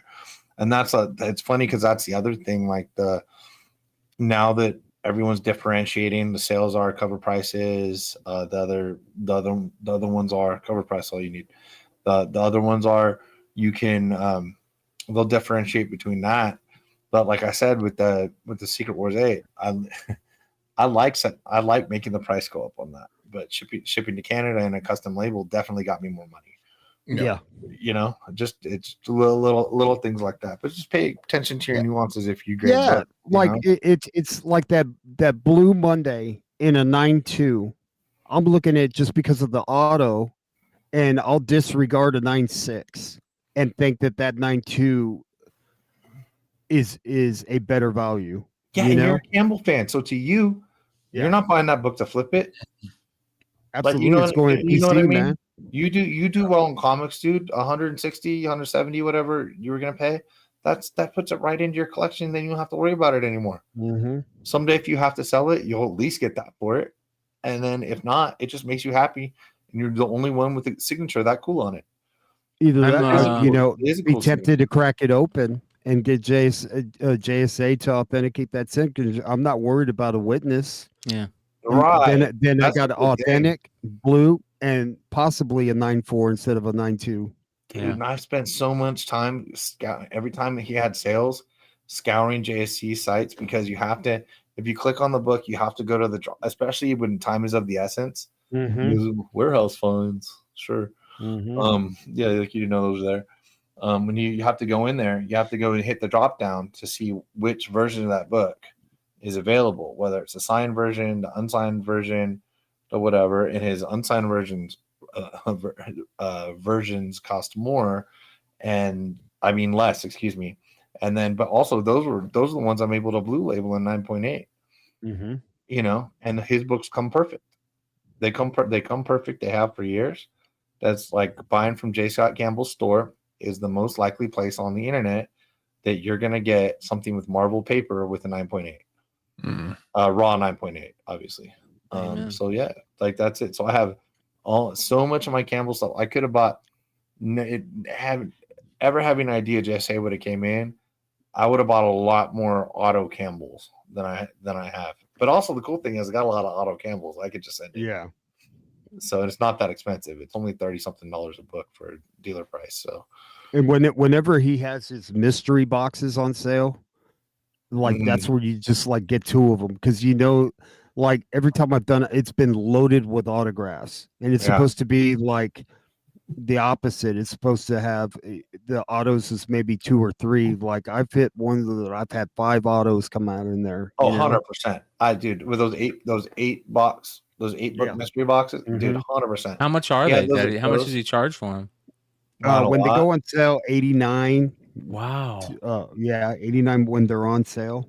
I've definitely paid in the hundreds for them, but always did more. And his books used to sell out in about 20 minutes to 2 hours, because he didn't do as many. You know what I mean? He went to the well.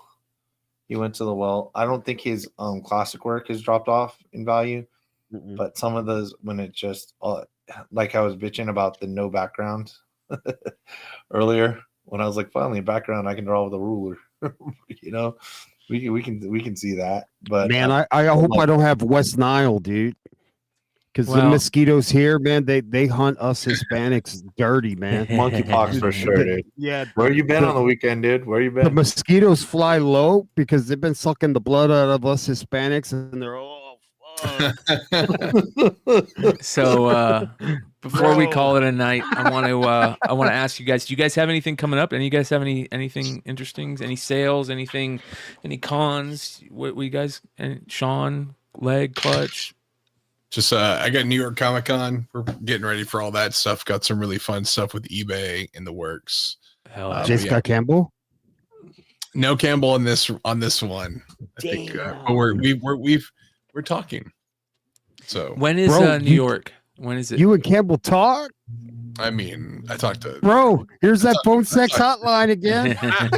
What are y'all talking about? When is New York? October like 15th, 16th. Yeah, it's right around the corner, dude. Yeah, it's like super close. That's interesting. My dentist just sent me like a notification, like you've got an appointment on October 14th. I'm like, I'm gonna be in New York. Yep. Yeah, dude, that's interesting. I might have to look into that. Nothing major, but I just quick. I met David Sanchez at LA Comic Con. Talked to him with Drew, talk about the Raiders and such like that. So Drew had a signing with them. So shout out to Drew and David Sanchez for getting a #1 Raider fan, David Sanchez, autograph for me. So That is there we go. badass, dude. Thanks, David. Thanks, Drew. Appreciate you guys. Raider Nation forever. That's dope. I've got a sale coming up tomorrow on Whatnot. I just dropped a link in the live chat. There's also a link. I'll put a link in the description. I'm going to do a massive sale tomorrow and Sunday. I've got Capullo, Snyder Man, Batman, like full runs of that. I've got Jim Lee Superman. I got the full run of the Jim Lee Superman stuff. I've got I'm gonna have graded books. I have a 7.5 Spider-Man or Amazing Spider-Man 300 signed by McFarlane. That's available if anybody wants it. I have a bunch of McFarlane autographs. I have a bunch of just crazy stuff. So also I have a bunch of Neil Adams Silver Age stuff. It's a little bit lower quality, but like first Neil Adams cover, first Neil Adams Batman, first Neil Adams when he changed Green Arrow's he gave him that badass goatee and everything, changed him how he looks. I'll have that available. So I'll have a bunch of Silver Age stuff, a bunch of signed stuff. I'll have Finch autographs. I'll have anything Campbell. Do I have Campbell autographs? I think I've sold. No, most you of my don't have to Campbell. be autographs, but if you got some good Campbells. I'm not sure if I have good Campbells. I just tell you about them. You know what I mean? Because Okay. I know who's going to get them. But I have some Adam Hughes GI Joe. I think I'll have an Adam Hughes Baroness. I have a bunch of GI Joe, a bunch of Turner. I have a ton of Turner. I mean, Me too. like a bunch of stuff that Turner people don't realize that is Turner that's really good. So anything from $5 to $500 if you guys are interested. I've been thinking about getting back on Whatnot, dude, because I'm drowning in all these fucking books, dude. Yeah, My wife sometimes is you got to giving get me rid of shit. some. Yeah, man. And you know what, Hood? Like, if it's not Whatnot, if Whatnot doesn't work good for you, at some point, eBay Live. You know eBay what I mean? Live, Like, here's the other thing. I've been talking with Leg about this, and we're going to end up doing claim sales, not just claim sales on Sundays on YouTube, but you can integrate your Shopify accounts into YouTube now, and we can put up, just for the show, we're going to put up these 5 books. If you guys want them here, they're available, and then we'll have claim sales too. So we'll start doing live claim sales here. If anybody wants to get involved with it, just jump in, and we'll figure out the best way to do it. So if you guys are interested, come hang out tomorrow, 5 p.m. Pacific, 8 p.m. Eastern on Whatnot. Link is in the bio and the description. You got any sales coming up? No sales planned. The How May I Help You crew is cooking up something, so we should have a date set. I believe we're also looking for another person to join us as well. So there we go. Redhood, if you're interested, Yeah, man. Let me know. Yeah. So I'll talk to the crew to see if I'm worthy. No, I gotta if start y'all are doing- also interested. Yeah. I got to start doing action figures and toy sales, man. I've got so many of those and so many cards that I got to start selling. So if you guys are interested in buying cards, if there's anybody interested out there is buying cards, I've got 86, 87 Fleer basketball stuff. I've got Shohei Ohtani rookies, graded and ungraded, Bobby Witt graded and ungraded, all kinds of craziness. Nice. So if you guys are looking for stuff out there, let me know. I got stuff for sale. And McFarlane autograph, graded McFarlane stuff will be available this week too. So we'll see you tomorrow and Sunday. Then also tomorrow night, Carter is going to be hosting Long Story Short on Near Nirvana.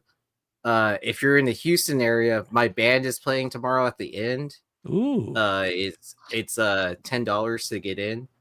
So there's three other bands that are playing. One had a drop recently, but there's two out of town bands playing. Not bad. That's cool. Oh yeah. Yep.